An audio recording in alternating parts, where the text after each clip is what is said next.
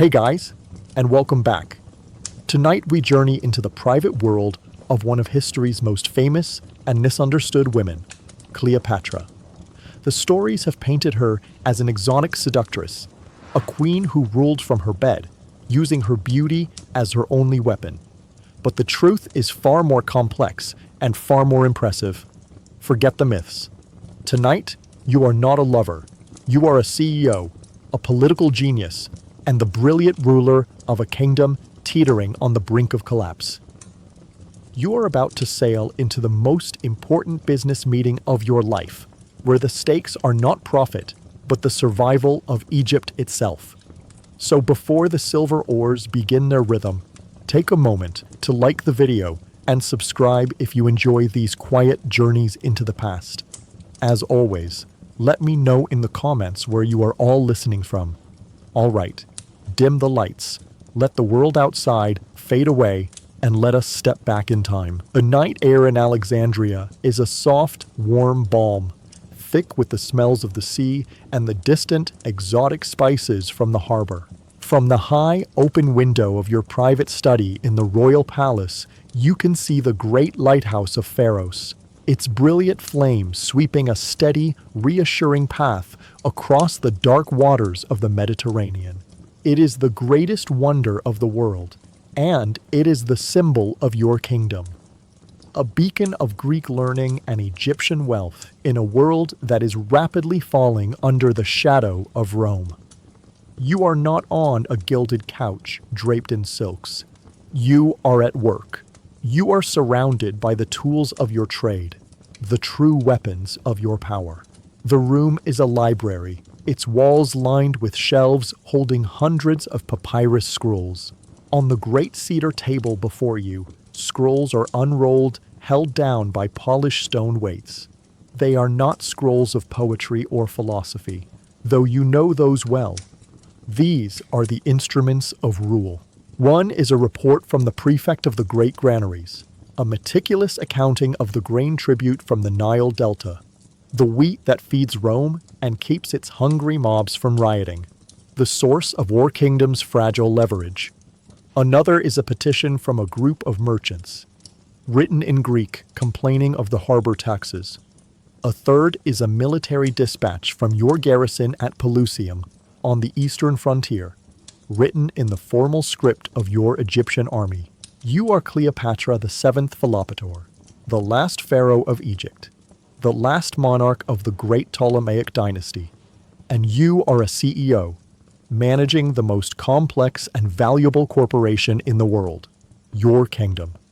You speak to your scribes in multiple languages, your mind shifting effortlessly from the Greek of your court to the Egyptian of your people, to the Latin of your dangerous, powerful neighbors. It is late. The palace is quiet, but you do not rest. The Roman world is in chaos, a state that is both a great danger and a great opportunity. The assassins of your former lover, Gaius Julius Caesar, have been defeated at the Battle of Philippi. A new order is being forged, the world carved up by two men. Caesar's cold, calculating heir, Octavian, who holds the West, and the brilliant, reckless, and far more dangerous general who now holds the East, Marcus Antonius, Mark Antony. A sharp, urgent knocking at the door of your study breaks your concentration. A royal chamberlain enters, his face pale. He bows low. "Your Majesty," he says, his voice a tense whisper. "A Roman dispatch. It has just arrived from a military galley in the harbor. It bears the seal of the triumvir Antony." A cold, familiar knot tightens in your stomach. You keep your own face, a calm, impassive mask. "Bring it to me." The messenger is brought in. He is a young Roman officer, his armor dusty from the sea voyage. He does not look at you, but he kneels and holds out a thick papyrus scroll, sealed with a ribbon of imperial purple and a hard red wax stamp, bearing the profile of Mark Antony. You take the scroll. The weight of it feels heavy, final. You dismiss the messenger and the chamberlain, leaving you alone in the candlelight. With a small, sharp bronze letter opener, you slice the seal. You unroll the scroll. The Latin is direct, brutal, and unambiguous. It is not a request from an ally. It is a command from a conqueror. To Cleopatra, Queen of Egypt, you read, "It has come to my attention that you gave aid and succor to Cassius and Brutus, the enemies of Rome and the murderers of the divine Julius. I am now in Tarsus, in Cilicia, settling the affairs of the East. You are hereby summoned to present yourself before me to answer for these accusations. Your loyalty to Rome and to me is in question. You will come at once." You read the words again, and a cold, clear understanding washes over you. The accusation is a lie, a flimsy pretext. You had played a careful, dangerous game during the Roman Civil War, offering minimal, token support to Cassius, while secretly hoping for the victory of the Caesarian faction. But Antony does not care about the truth. He cares about power, and he cares about money. His legions are expensive, and his appetites are legendary. And you, Cleopatra, are the ruler of the wealthiest, most fertile, and most tempting kingdom in the entire Mediterranean. This is not a summons to answer a question. It is a summons to a corporate takeover. He is testing you, probing for weakness. If you appear before him as a frightened, supplicant queen, he will devour you and your kingdom whole. He will annex Egypt, turn its vast wealth into his personal war chest, and you, the last of a 300-year-old dynasty, will be paraded through the streets of Rome in chains. You stand and walk to the great open window, the Roman scroll clutched in your hand. The beam from the great lighthouse sweeps across the sky. Fear is a cold, useless emotion. You have survived a dozen other plots. You have outmaneuvered your own treacherous siblings. You have won the favor of the great Julius Caesar himself. You are a survivor. You are a Ptolemy. And you are a queen. Your mind, your brilliant, multilingual, and deeply strategic mind begins to work. You do not think like a frightened client queen. You think like a CEO facing a hostile takeover. You begin to analyze your opponent. Mark Antony. What do you know of him? He is a brilliant general, yes, a ruthless politician. But he is also a man of immense vanity, a man who sees himself not just as a Roman, but as a new Alexander, a new Dionysus, the god of wine, of revelry, of theater. He is a man who is bored by the drab, sober traditions of Rome and is captivated by the opulent, dramatic, and theatrical culture of the East. You look at the summons in your hand. It is a threat. But as you stare out at the lights of your great, magnificent city, you realize that within this threat lies a profound opportunity. Antony is expecting a frightened queen to arrive in Tarsus, ready to beg for her kingdom. A slow, dangerous, and incredibly audacious smile begins to form on your lips. You will not go to Tarsus as a supplicant. You will not go as a client queen. You will go as a goddess. You will not answer his summons. You will issue an invitation of your own. You will not go to his world. You will force him to come to yours. The fear in your heart is still there, a cold, hard stone. But around it, a bold, magnificent, and theatrical plan is already beginning to take shape. The most important performance of your life is about to begin. The Roman summons lies on the great cedar table of your study, a stark and brutal declaration of war disguised as a legal document. The audacious, brilliant, and incredibly dangerous plan that has begun to form in your mind is a fragile, secret thing. But you are a queen. You do not rule by whim alone. You must now face your council, the collection of old, wise, and deeply cautious men who advise your throne. You must present them with the crisis. And you must listen to their advice, even though, in your heart, you already know it will be the wrong advice. You walk from your private study into the formal council chamber. It is an imposing room, designed to project the centuries-old power of your Ptolemaic dynasty. The walls are lined with busts of your ancestors, warriors, scholars, and ruthless politicians, their blank marble eyes staring down with silent judgment. The air is cool and smells of polished stone and old papyrus. Your council is already assembled, summoned from their beds by your urgent command.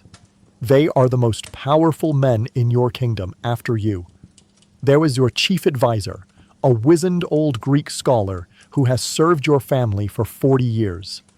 There is the high priest of Serapis, his head shaved, his white linen robes immaculate, a man who reads the will of the gods in the entrails of bulls.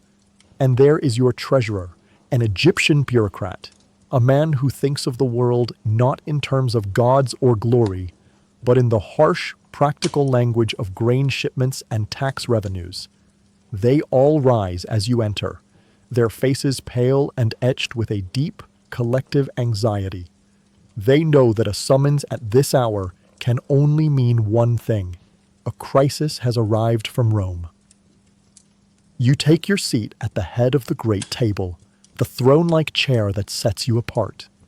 You do not show your own fear.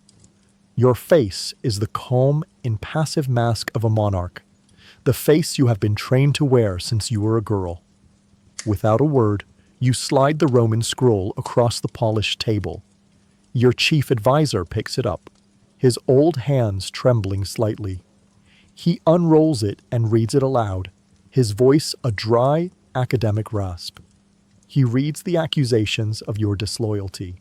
He reads the summons from Mark Antony. He reads the final, chilling words: "You will come at once." When he is finished, a profound and terrible silence fills the room. It is the silence of fear. The treasurer is the first to break. He makes a small, distressed sound. "Majesty," he says, his voice a strained whisper. "This is a disaster. Antony is victorious.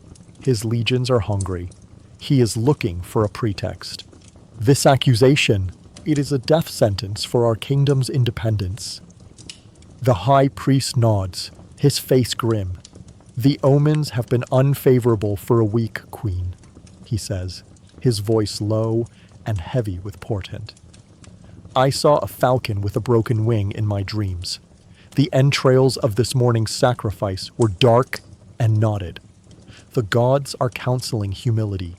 This is not a time for pride. It is a time for supplication." Then, your chief advisor, the old scholar, the man whose cautious advice has guided you for years, speaks, and his words are the embodiment of the court's fear. He summons you to Tarsus as an accused subject, Majesty, he says, his voice pleading. You must go to him as such. You must be the grieving widow of his great friend, the divine Julius. You must dress in the robes of mourning. You must bring a great and magnificent gift of gold, not as a bribe, but as a fine for your alleged transgressions. You must throw yourself upon his mercy, appeal to his sense of honor, and beg for his forgiveness. It is the only sensible path. To show any sign of defiance, to meet this lion with anything other than the meekness of a lamb, is to invite him to devour us all. You listen. You sit at the head of the table, a still, silent, and listening queen, and you let the tide of their fear wash over you. They are good men. They are loyal men. They are wise in the ways of administration and theology. But they are not you. You look at their old, frightened faces, and you are filled with a profound and deeply isolating sense of disappointment. They are your counsel, but in this moment of supreme crisis, you realize that you are utterly and completely alone. They are managers, trained to mitigate risk, to maintain the status quo. They cannot see what you see. They see a summons to a trial. You see an invitation to a negotiation. They see a moment of mortal danger. You see a moment of historic opportunity. Their advice, to appear before Antony as a weeping, penitent widow, is sensible. It is logical, and it is the single most disastrous course of action you could possibly take. You know Antony. You have studied him. To show him weakness would be to ignite his predatory instincts. To offer him gold would be to confirm that you are a treasure chest waiting to be plundered. To beg for his mercy would be to give him all the power. Their fear, their caution, does not sway you. It does the opposite. It hardens your own resolve. It clarifies your own thinking. It makes you realize, with a chilling certainty, that the audacious, theatrical, and incredibly dangerous plan that is forming in your mind is the only path to survival. You cannot rely on these old, frightened men. You can rely only on your own courage, on your own deep and intuitive understanding of the vain, brilliant, and deeply flawed character of the Roman general you are about to face. You rise from your chair, bringing the council to a close. The men fall silent, their hopeful, pleading eyes fixed on you. You do not tell them your plan. To do so would be to invite a storm of panicked objections. You simply give them a small, enigmatic, and deeply regal smile. You have spoken with great wisdom, you say, your voice a calm and reassuring balm on their frayed nerves. Your counsel is, as always, invaluable. I will consider it all deeply as I prepare for my journey to Tarsus. You dismiss them. They leave the chamber, their shoulders a little less slumped, relieved that their young queen has listened to their cautious, sensible advice. The great doors close behind them, and you are left alone in the vast, silent room, the marble eyes of your warrior ancestors staring down at you. And you know with an absolute and unwavering certainty that you are going to do the exact opposite of everything they have just told you to do. The council of fear is over. Your own council of one has just begun. The great doors of the council chamber close, leaving you in the silent, judgmental company of your marble ancestors.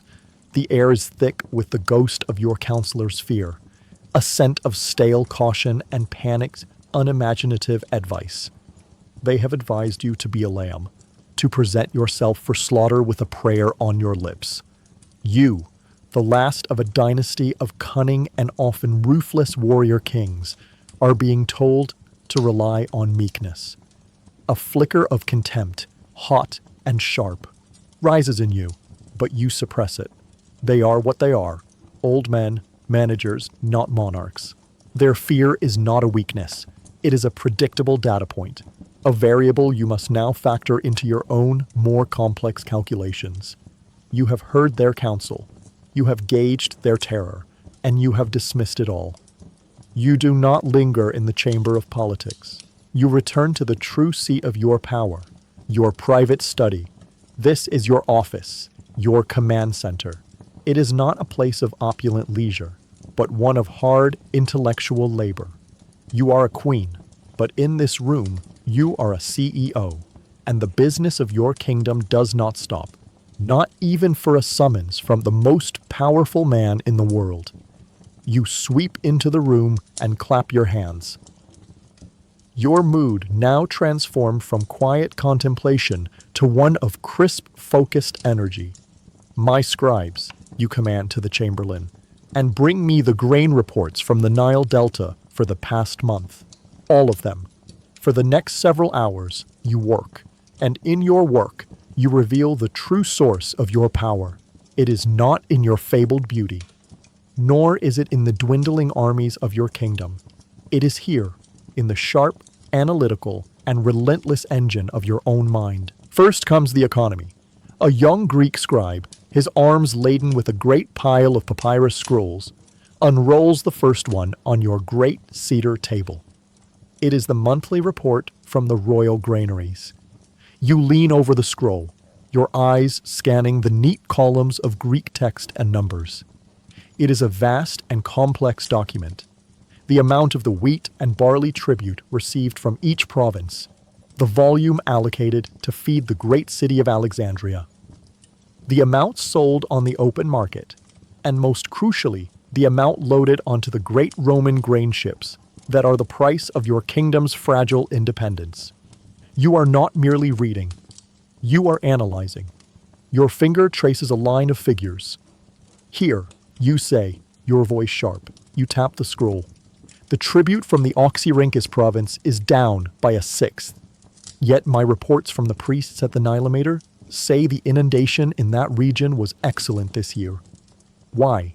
The scribe, a young man trained in numbers, is momentarily flustered. I do not know, Your Majesty. Find out, you command, your tone leaving no room for argument. Send a rider to the provincial governor. I want an explanation for the discrepancy on my desk before I depart for Tarsus. Remind him that Rome's appetite is constant, and that I feed that appetite with the efficiency of my administration, not with the blood of my soldiers. You move to the next scroll. A legal petition. A delegation of Egyptian priests from the great temple of Ptah at Memphis has arrived. They are ushered in. They are old men, dressed in the simple ancient white linen of their order, and they speak to you not in the Greek of your court, but in the formal, hieratic Egyptian of the temples. They speak of a dispute with a wealthy Greek landowner who has diverted a small canal, depriving their temple's sacred lands of the water they need. As they speak, you do not listen through a translator. You listen directly. And when they are finished, you reply to them in their own tongue, your grammar perfect, your accent flawless. This skill, this simple act of speaking the language of your native subjects, is a thing none of your Ptolemaic ancestors bothered to learn. It is a source of your immense popularity and power among the Egyptian people. A power these Romans, with their clumsy arrogance, consistently underestimate. You do not give them an immediate verdict. You show them respect. The law of the gods and the law of the pharaohs must be as one. You tell them in their own language. I will have the ancient property deeds brought from the archives.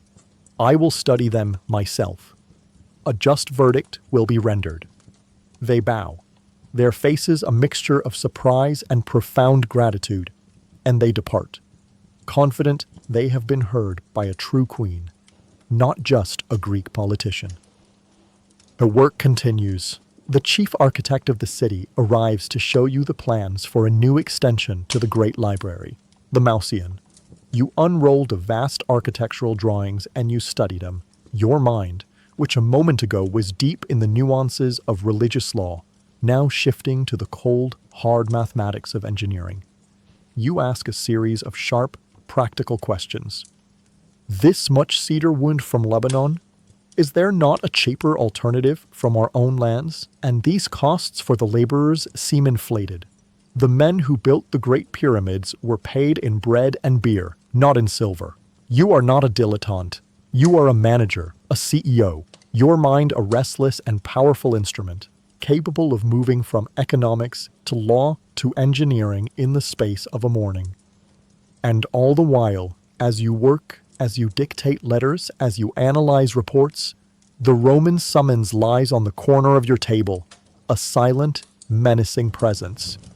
The threat from Antony is a cold stone in the pit of your stomach, but the act of working, of managing your kingdom with a fierce and practiced competence, is a comfort. It is a reminder of who you are. You are not some barbarian queen, ruling from a throne of skulls.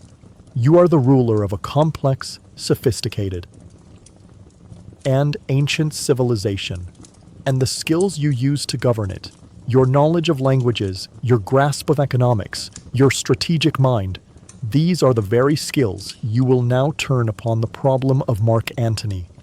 You will not meet him as a warrior.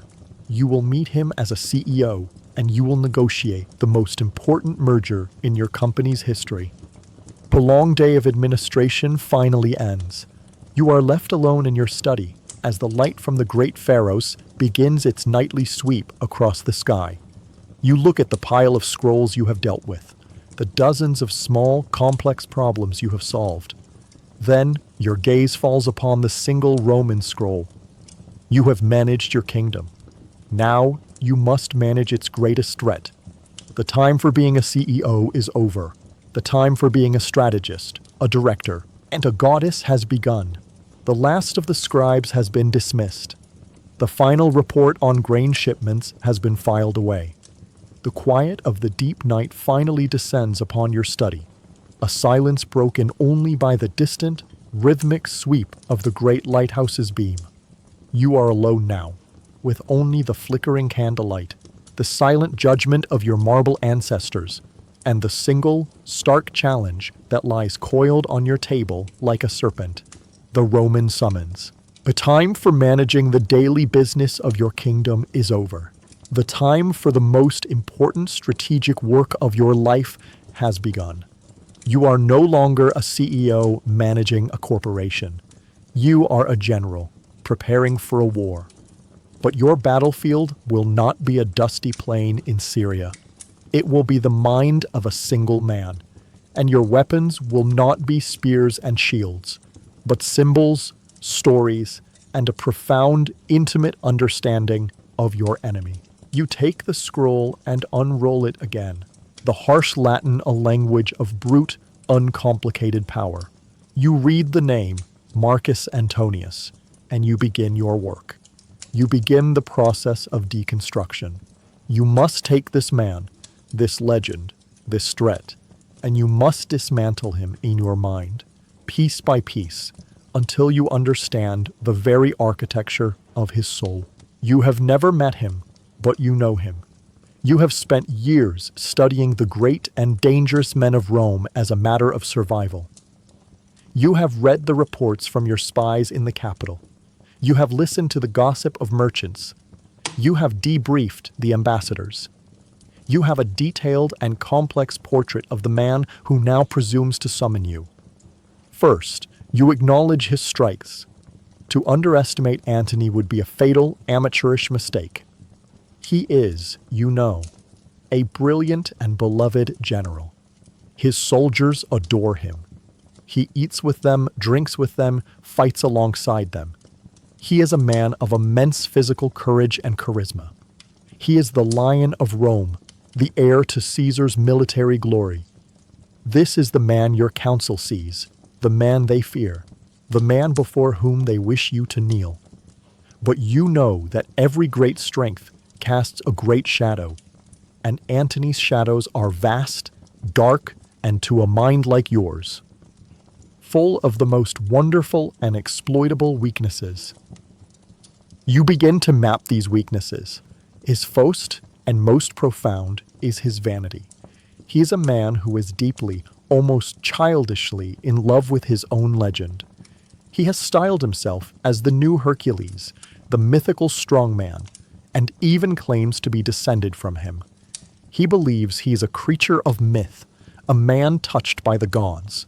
He is, therefore, dangerously susceptible to any form of flattery that affirms this grand self-image. To appeal to his sense of Roman duty is to speak a language he barely understands.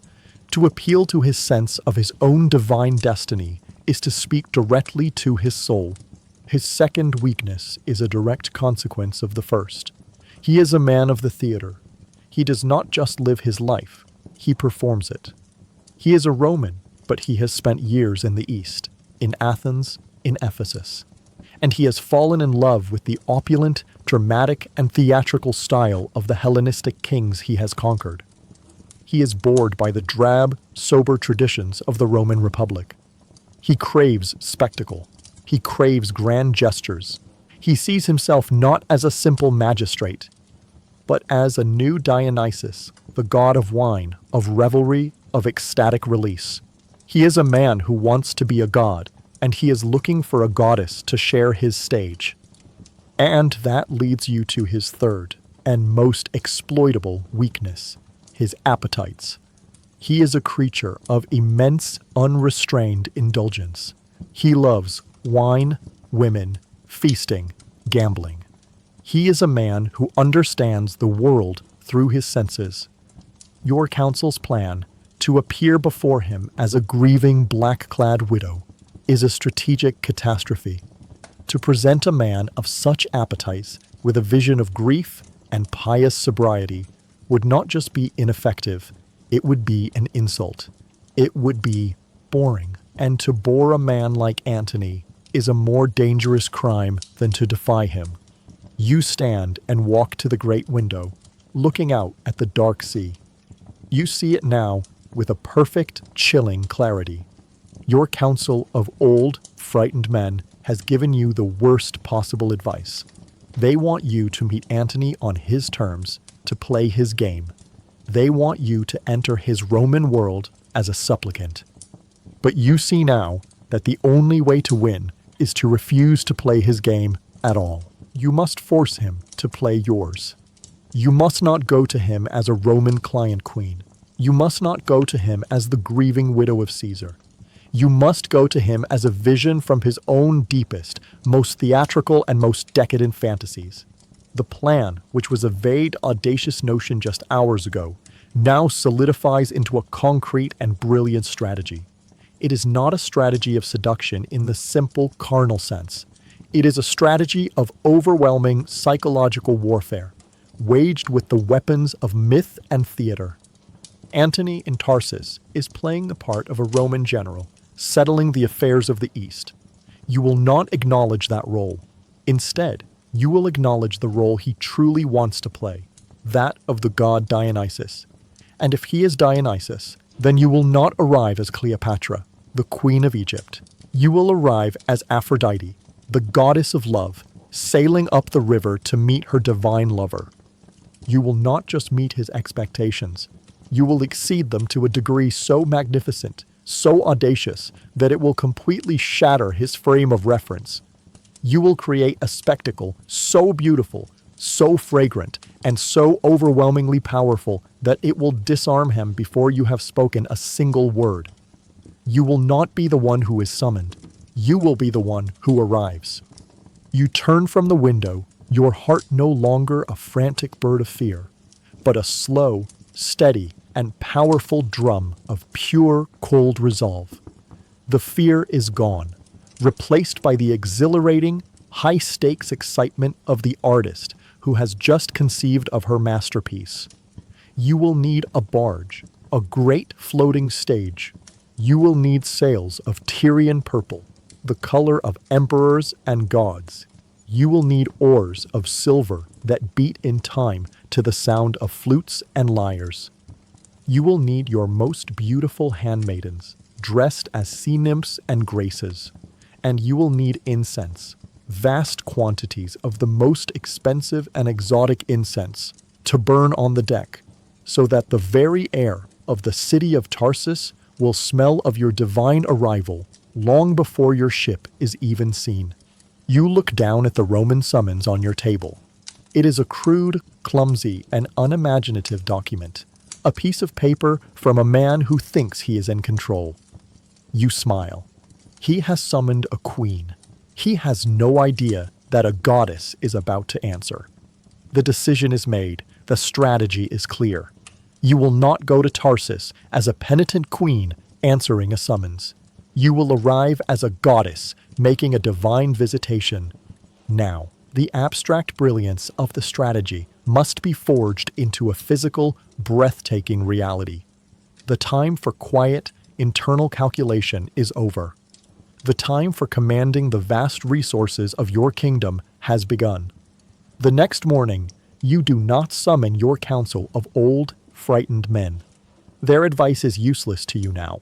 You have no need for their cautious whispers and their talk of omens.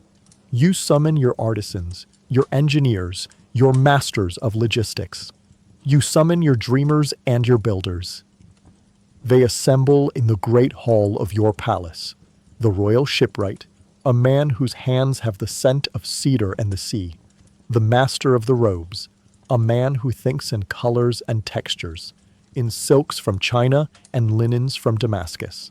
And your royal treasurer, a grim-faced bureaucrat who understands the world as a series of numbers on a ledger. They kneel before you, their faces a mixture of curiosity and apprehension. They do not know why they have been summoned. You stand before them, not as the tired, working CEO of the night before, but as the visionary monarch. You are energized, your eyes bright with the fire of a grand, audacious, and incredibly dangerous idea. I am to travel to Tarsus to meet the triumvir Antony, you begin, your voice clear and ringing with an authority that silences all thought of protest. The world expects me to arrive as a client queen, my head bowed. That is not how I will arrive. You turn first to the royal shipwright, a man with a deep understanding of the practical realities of keels and hulls. You will take the great royal barge, the Thalamagos, you command, and you will transform it. It is no longer to be a simple vessel of transport. It is to be a floating palace, a stage for a goddess. You begin to lay out your vision, your words painting a picture of a ship the world has never seen. The stern, you say, your gaze fixed on a distant point, as if you are seeing the ship already, is to be gilded. I want it to be a solid blaze of gold, a thing that will catch the last rays of the setting sun and burn like a star on the water. The shipwright's eyes widen, but he says nothing. He simply nods, already making the calculations in his mind. The oars, you continue, your voice low and mesmerizing. They are not to be of common wood. They will be of solid silver. I want the sun to flash from them with every stroke, and the rowers will not pull to the beat of a foreman's hammer. They will pull in time to the music of flutes and lyres. The rhythm of our approach will be a symphony. We then turn to the master of the robes, a man who understands that fabric is a language of power. And the sails, you say, pausing for dramatic effect. The sails are to be of Tyrian purple. A collective, sharp intake of breath comes from your assembled artisans. Even the stoic shipwright cannot hide his shock. Tyrian purple, the color of emperors, of gods. A dye so rare, so astronomically expensive that it is worth 10 times its weight in gold. A dye made from the crushed glands of thousands of tiny sea snails, a secret known only to the Phoenician dyers of Tyre. To make the simple border on a senator's toga from this dye is a mark of immense wealth. To fashion an entire set of a great ship's sails from it is an act of such breathtaking, almost blasphemous extravagance that it borders on madness. Your treasurer, the man of numbers, finally finds his voice. "Your Majesty," he stammers, his face pale. The cost of the purple dye alone could fund a legion of your soldiers for a month. The silver for the oars. You cut him off, not with anger, but with a cold, absolute finality. A legion fights a battle on the land, you say, your eyes locking with his. This barge will fight a battle in the mind of Marcus Antonius. It is a weapon, and it will be worth every drachma. See to it. The treasurer bows his head, his objections silenced. You are not finished. You have addressed the sense of sight, with the gold and the purple. You have addressed the sense of sound, with the music and the silver oars. Now you will address the most primal and most powerful sense of all, the sense of smell. We will burn incense on the deck, you command. Great silver censers burning day and night, but not the simple frankincense of the temples. I want kaifi, the sacred 16-ingredient perfume of the gods, the one whose smoke is said to calm the spirits and bring pleasant dreams. The winds of the Cydnus River must carry the scent of Egypt, the scent of the divine, into the city of Tarsus, long before my barge is ever seen. Antony will smell my arrival before he sees it. You stand before them, your vision now complete. It is a multi-sensory assault, a masterpiece of psychological warfare. You are not simply planning a journey. You are directing a play. You are creating an experience so beautiful, so overwhelming, and so utterly divine that it will completely disarm your opponent, shattering his frame of reference as a Roman general. and recasting him in the role you have chosen for him, the star-struck lover of a goddess. Your artisans and ministers are silent, their faces a mixture of terror and awe. They understand now. They are not just building a ship. They are building a legend. Go, you say, your voice now a soft, final command. Your work begins now. They bow, low and long, and then they hurry from the hall, their minds reeling with the sheer, magnificent audacity of your plan. You are left alone, in the quiet of the great hall. You have just committed the vast resources of your ancient kingdom to a single, magnificent, and incredibly dangerous theatrical gamble. The production of the greatest performance of the ancient world has officially begun. The great work has begun. From the royal shipyards at the edge of the harbor, you can hear the faint, distant sounds of hammers and saws as the shipwrights begin the magnificent and costly transformation of your royal barge. The treasurer, his face a permanent mask of pained anxiety, is dispatching agents with chests of silver to the great markets of Tyre to procure the impossibly expensive purple dye. The physical stage for your great performance is being built. Now, you must cast the play.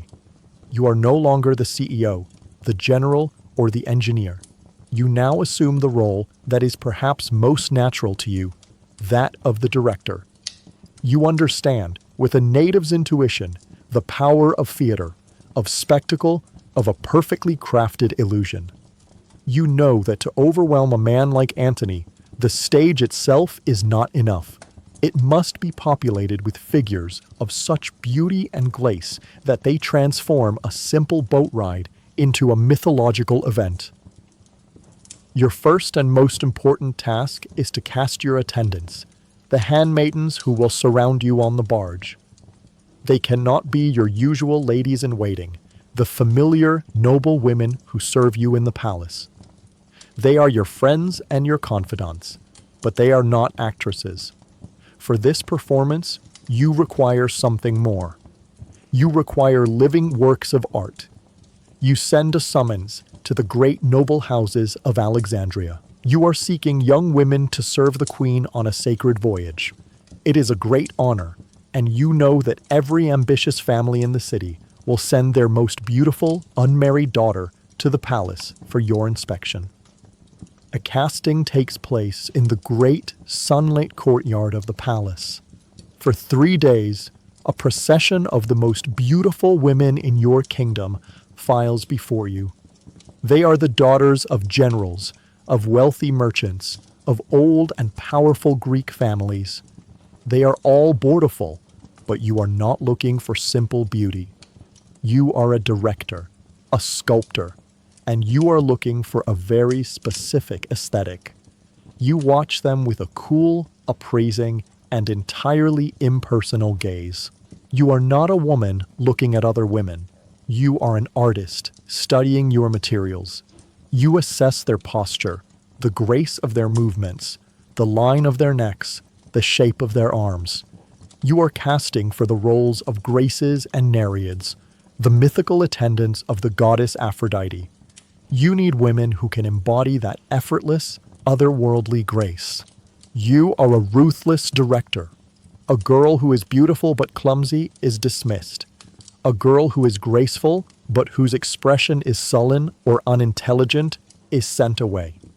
You are choosing not just bodies, but presences. You need women who can hold a perfect, serene pose for hours, who can become living statues, beautiful, silent, and ornamental. From the 100 who are presented, you choose only a dozen. Once the cast is selected, the costume design begins. You work for hours with your master of the robes, sketching designs on papyrus. The costumes must be perfect. They are to be dressed as sea nymphs, so their gowns will be of the finest, most transparent silks from the east, dyed in the soft, watery colors of the sea, pale green, light blue, and the shimmering white of sea foam. The fabric must be light enough to billow and float in the breeze, creating an ethereal, dreamlike effect. They will not be heavily adorned with jewels, which would be too vulgar, too human. Their hair will be worn long and loose, interwoven with single, perfect pearls to look like drops of sea spray. Next, you cast the musicians. You summon the finest players of the lyre, the flute, and the pipes from the great academy of the Malsion. You do not want the loud, martial, and crashing music of a Roman military band. You require something else. You spend a day listening to them play, and you select only those who can produce a sound that is soft, enchanting, hypnotic, and slightly melancholic. It is to be the music of a dream, the sound of a distant, magical world. Then come the Cupids. According to the stories of the gods, Aphrodite was always attended by a retinue of youthful, winged erodes. You find your own.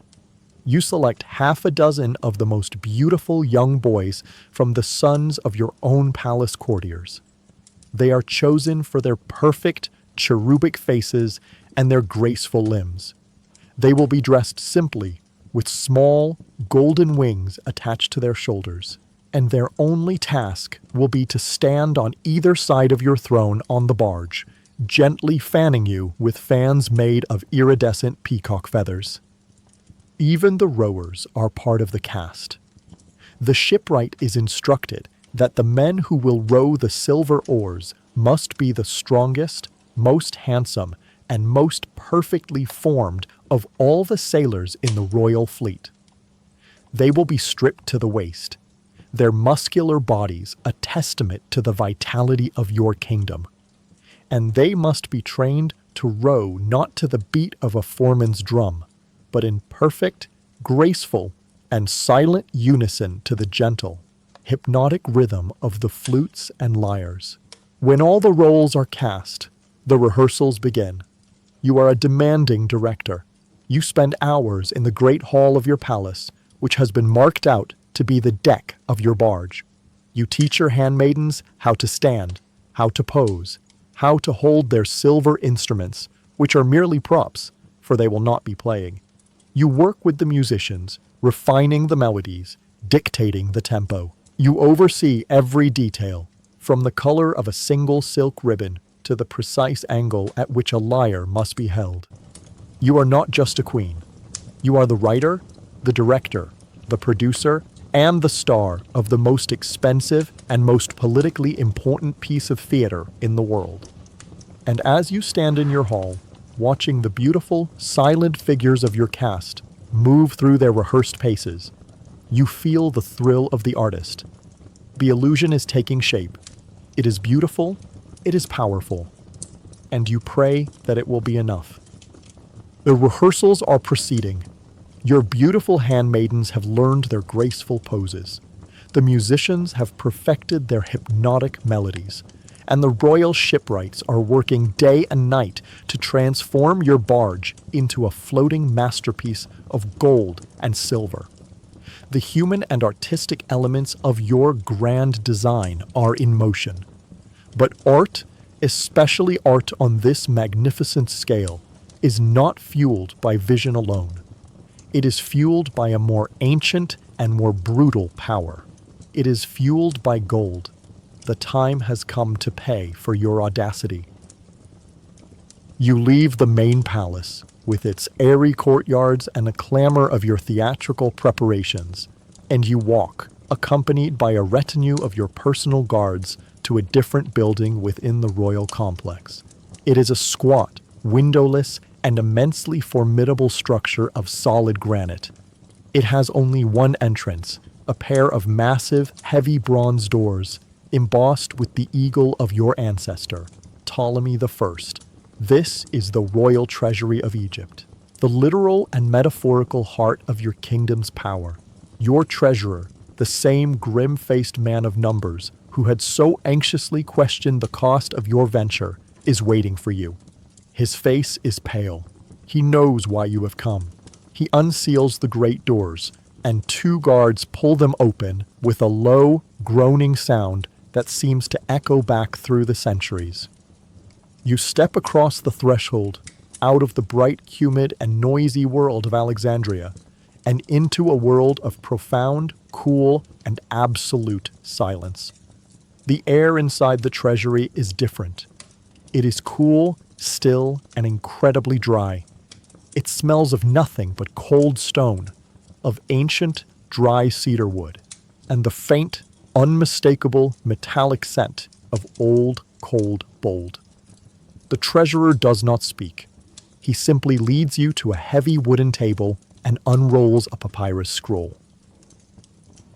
It is the budget for your expedition to Tarsus. Your eyes, now accustomed to the dim light from the few high barred windows, scan the neat columns of Greek text. It is a document of almost unbelievable expense. There is a line for the 200 pounds of pure silver, which has already been sent to the silversmiths to be hammered into the blades of your oars. There is a line for the cost of the gold leaf, enough to cover the entire stern of the barge in a skin of pure shimmering sun. There is the astronomical figure quoted by the Phoenician traders for the vast quantity of Tyrian purple dye, a sum that could, as your treasurer had pointed out, fund a legion of soldiers for a month. There is the cost of the fine silks for the costumes, the wages for the extra artisans, the price of the rare and exotic incense. You look at the final sum at the bottom of the scroll. It is a number so large, it makes your own breath catch in your throat. It is a significant portion of your kingdom's entire annual revenue. You are about to spend a fortune, the price of a small war, on a single magnificent boat trip. You look at the treasurer. His face is a mask of professional anguish. "Your Majesty," he whispers, his voice trembling slightly. "To spend this much, the grain reserves are already low from the last tribute to Rome. The people are taxed to their limit. This expenditure is a great risk." "The greatest risk," you reply, your voice calm and steady in the great silence of the room, "is to do nothing. The greatest risk is to appear before Antony as a poor and frightened queen. That would invite an invoice that we could never pay." You roll up the scroll. "Show me the vaults," you command. He leads you from the counting room down a short flight of stone steps to another, even more heavily guarded bronze door. He unlocks it, and you step into the heart of your inheritance. You are in the great vault of the Ptolemies.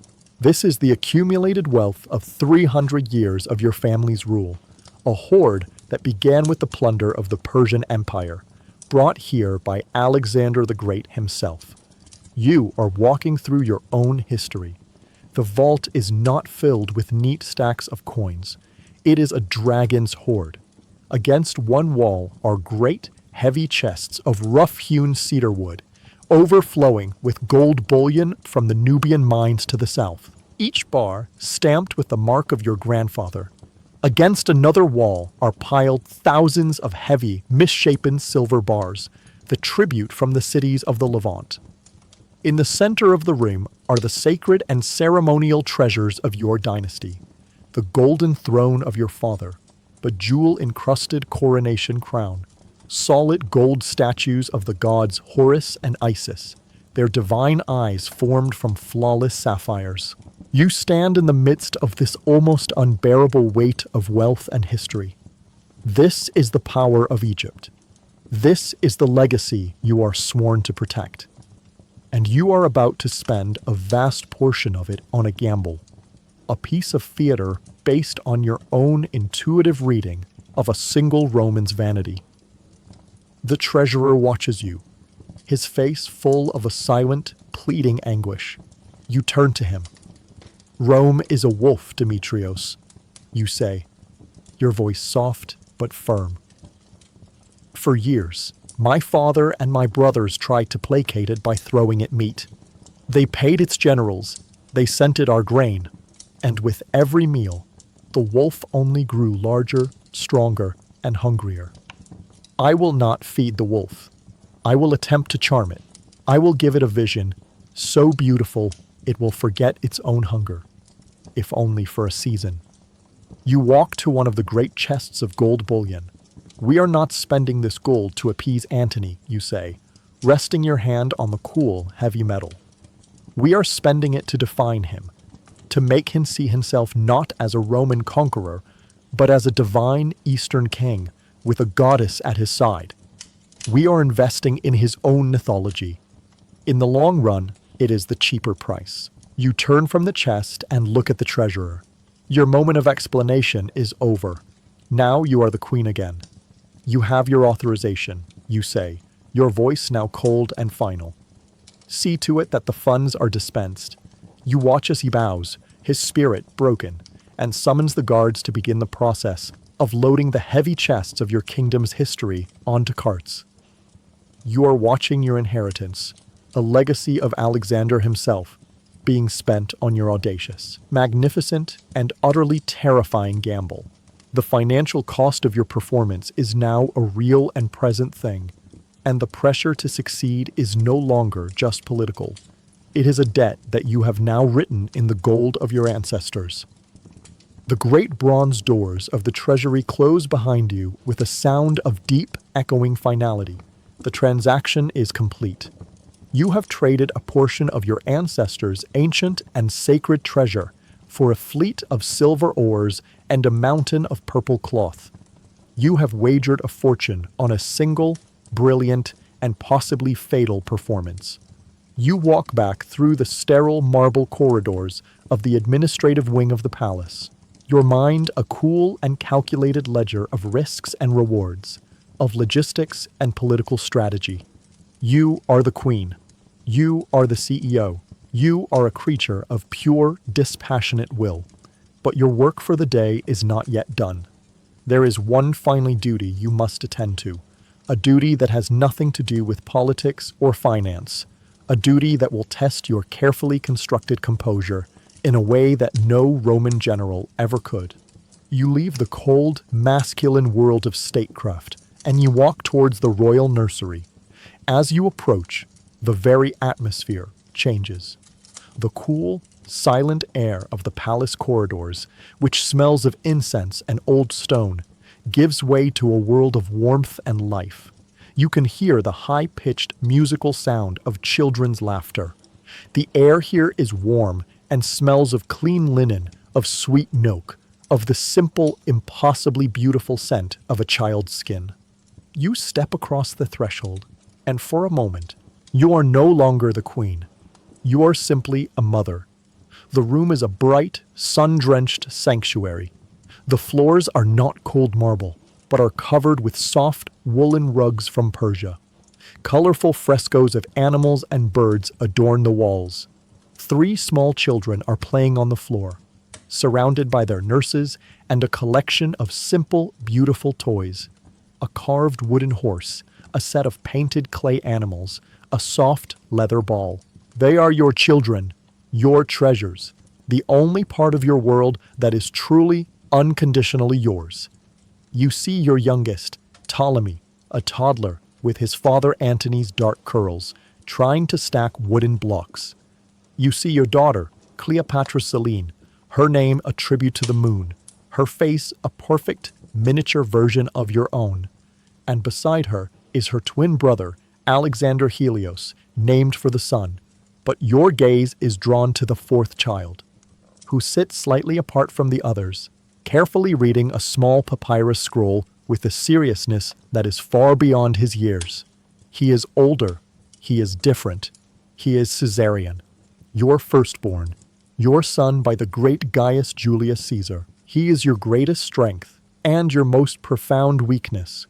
He is the living, breathing proof of your connection to the greatest Roman of them all, a connection that gives you a unique and powerful legitimacy. He is also a direct, mortal threat to Caesar's adopted son and heir, the cold and ambitious Octavian, who is even now consolidating his power in Rome. You know that Octavian will never rest easy as long as the true, biological son of Caesar still lives. Caesarion looks up from his scroll and sees you. His serious, intelligent face breaks into a rare and beautiful smile. "Mother," he says, his voice clear, his Greek perfect. You go to him, your magnificent royal robes rustling on the floor. You kneel before him, an act of deference you would show to no other living soul, and you brush a stray curl of dark hair from his forehead. "What are you reading, my son?" you ask, your voice softer, warmer than it has been all day. "The story of Achilles," he says, his eyes shining. "He was a great warrior, like my father." The words are a sharp, painful, and beautiful sting in your heart. You look at his face, and you see Caesar in his eyes, in the proud set of his jaw. "You are going away, aren't you?" he asks, his childish perception cutting through all of your royal defenses. "Only for a short while," you say, your voice a smooth and practiced lie. "I must go to meet a Roman general, a friend of your father's. We have matters of state to discuss." He accepts this as a child accepts the strange and inexplicable movements of the adult world. You rise and you move to your other children, kissing each of them on the forehead, your heart a tight, aching knot in your chest. This is the true, unspoken reason for the magnificent, terrifying gamble you are about to take. You are not just fighting for a kingdom. You are fighting for them. You are fighting for their future, for their lives. As you look at their small, innocent faces, your mind is a storm of the most terrible what-ifs. What if your performance fails? What if Antony is not charmed, but angered by your audacity? What if he sees you not as a goddess, but as an arrogant client queen who must be crushed? You know the cold, brutal logic of Rome. If you are defeated, your children will not be spared. They will be taken to Rome, their faces scrubbed, their small bodies draped in the chains of a conquered people. They will be paraded through the streets in the Roman triumph of their conqueror, a living spectacle to demonstrate the might of Rome and the foolishness of their mother. And after the parade, their fate would be a quiet, unrecorded death in a dark room. The queen in you, the cold, calculating strategist, knows that this journey is a logical and necessary risk. But the mother in you is screaming in silent, primal terror. The strategist is gambling with a kingdom. The mother is gambling with the lives of her own children. You must not let them see this terror. You must be the calm, powerful, and eternal queen. You give them one last, lingering kiss. You murmur your goodbyes, and then you force yourself to turn and walk away. Your back straight, your movements a mask of serene, regal composure. You do not look back. To look back would be to shatter into 1,000 pieces. You leave the warm, bright, and living world of the nursery and return to the cold, silent, and demanding world of the palace. You have just left the only part of your kingdom that you truly, unconditionally love.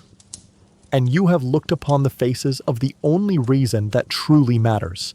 The stakes of your journey to Tarsus have now become profound, absolute, and almost unbearable.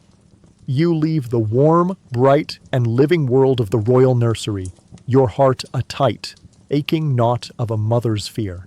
You force the image of your children's faces from your mind, locking it away in a deep, protected chamber of your soul. You cannot afford that softness now.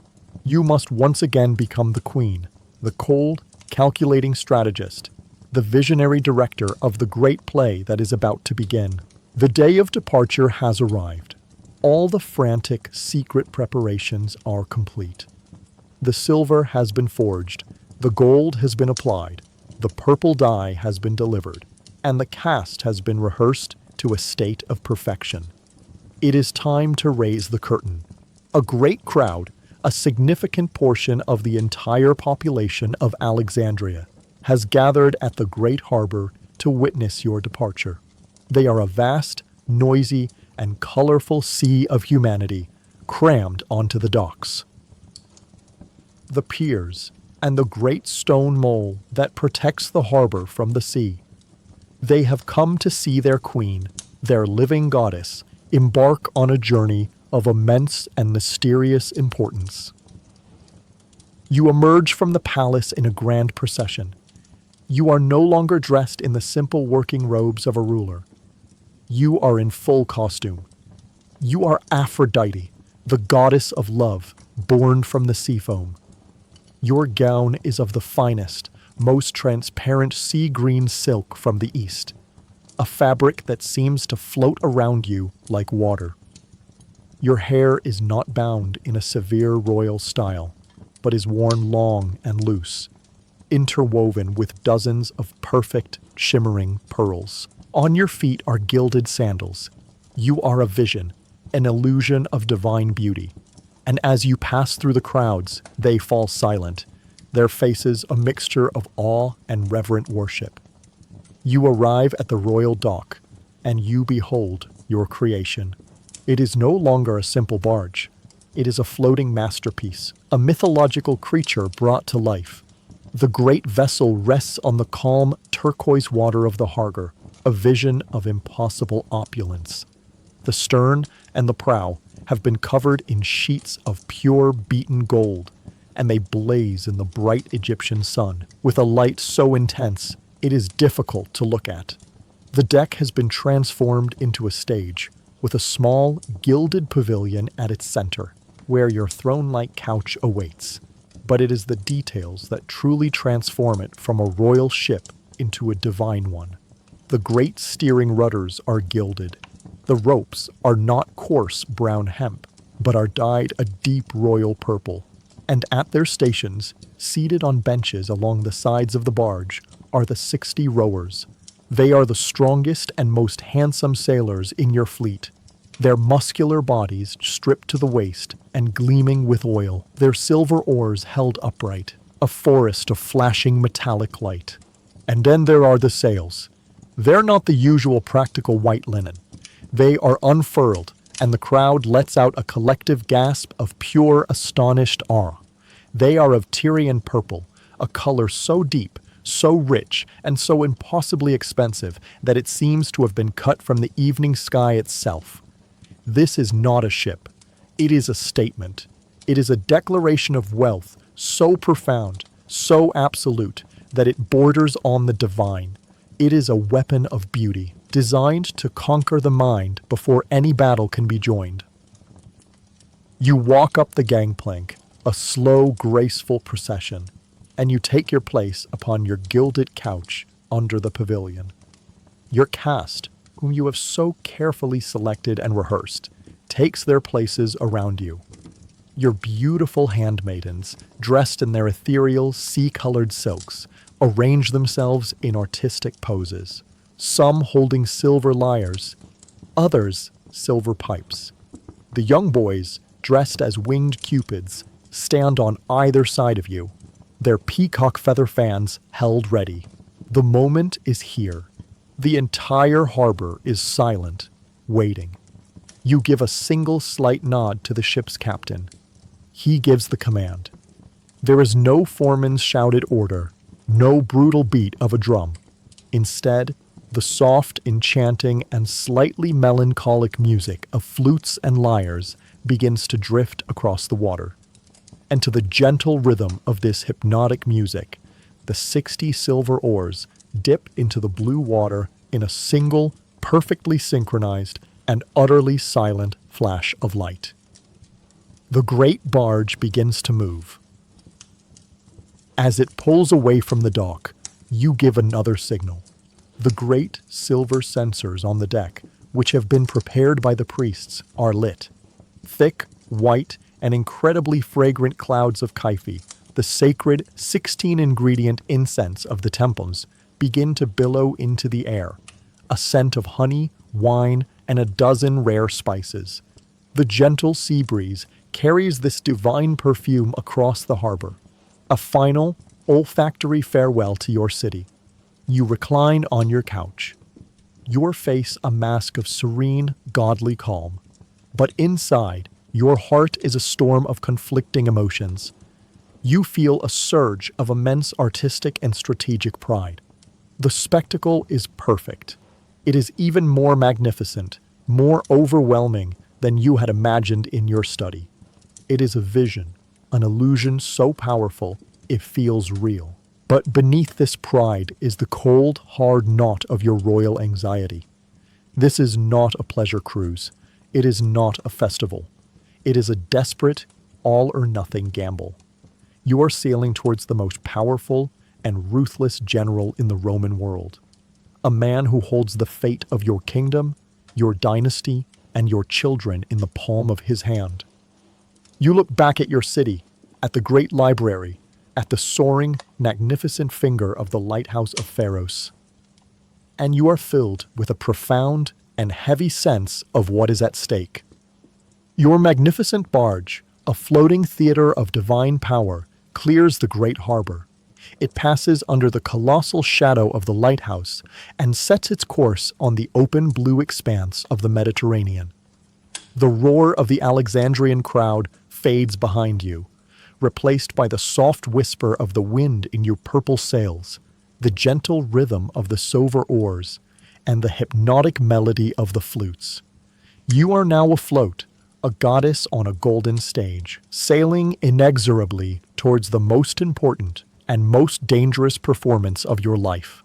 The coast of Egypt, with its familiar, comforting line of sand and palms, has vanished behind you. Your world is now a small, opulent, and impossibly purple island, afloat on the vast, empty, and indifferent blue of the great sea.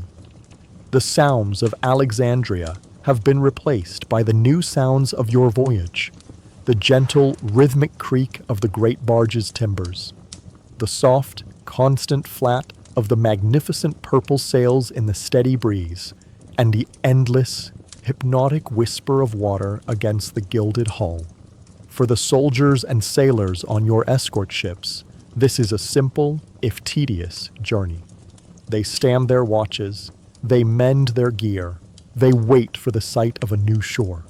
For your attendants, it is a strange and beautiful holiday, a pleasure cruise in the service of their queen. But for you, this voyage is not a period of rest. It is the final, most crucial, and most stressful phase of your preparation. This is not a journey. It is a rehearsal. You are the director, and the deck of this barge is your floating stage. You are a relentless and unforgiving perfectionist, for you know that the success of your entire venture rests not on a single grand gesture, but on the flawless execution of 1,000 tiny, perfect details. Your days are a long and exhausting series of drills. You begin with your handmaidens, the beautiful daughters of the Alexandrian nobility, whom you have cast in the role of Marids and Graces. Stillness, you tell them, your voice calm but with an edge of pure, unbending iron. A goddess does not fidget. Her attendants are not mortal women. They are living statues, visions of divine grace. You must learn to hold your pose for an hour at a time without a single flicker of discomfort. You walk among them as they are arranged on the deck, a living tableau of mythological beauty. You are a sculptor, adjusting your work. You tilt a girl's chin, a fraction of an inch higher to catch the light. You adjust the drape of another's sea green silk gown, making it fall in a more perfect classical line. You correct the angle at which another holds her silver lyre. They are not to play the instruments. You remind them, the music is for the professionals. Their job is to be the silent, beautiful embodiment of the music itself. Next, you turn your attention to the small winged boys you have cast as cupids. Their task seems simple: to stand on either side of your throne and fan you with great, iridescent peacock feathers. But you drill them with a fierce intensity. Slowly, you instruct, demonstrating the movement yourself. It is not the frantic waving of a slave chasing flies. It is a slow, gentle, and perfectly synchronized rhythm. You are not moving air. You are creating a gentle, divine breeze. It is a dance, and you must be perfectly in time with each other. You make them practice for hours, until the movement is a single, fluid, and hypnotic gesture. But the most grueling rehearsals are your own. You spend hours alone in your gilded pavilion, practicing your own role. You experiment with your posture, reclining on the great couch of gold and ivory. You must find a position that looks natural, graceful, and completely effortless, but which also conveys an aura of absolute, untouchable authority. You arrange the cushions. You practice the drape of your own magnificent gown until the line of your body is a perfect serpentine curve of relaxed power. You practice your expression in a polished silver mirror. You must not look eager. You must not look anxious. You must not look like a client queen who has come to beg. Your expression must be one of a faint, enigmatic, and deeply confident amusement. It is the smile of a goddess who is mildly entertained by the antics of the mortals who have summoned her. It is a smile that reveals nothing and suggests everything. You practice your lines, though you do not yet know what the conversation will be. You practice speaking Latin, not with the flat, functional accent of a merchant, but with the soft, cultured, and slightly exotic cadence of a Hellenistic queen, a sound you know will be both familiar and strange to a Roman ear. You even rehearse the moment of the reveal itself. You have your maids hold up a great curtain of purple silk before your couch, and then, on your command, they drop it. You practice the pose you will be holding in that first critical second. You practice the slow, deliberate turn of your head. You practice the first, gentle, and utterly disarming smile. Beneath this frantic, obsessive, and all-consuming work of the director is the cold, gnawing anxiety of the woman. The constant rehearsal is your only defense against the crushing fear. The future is a great, terrifying unknown.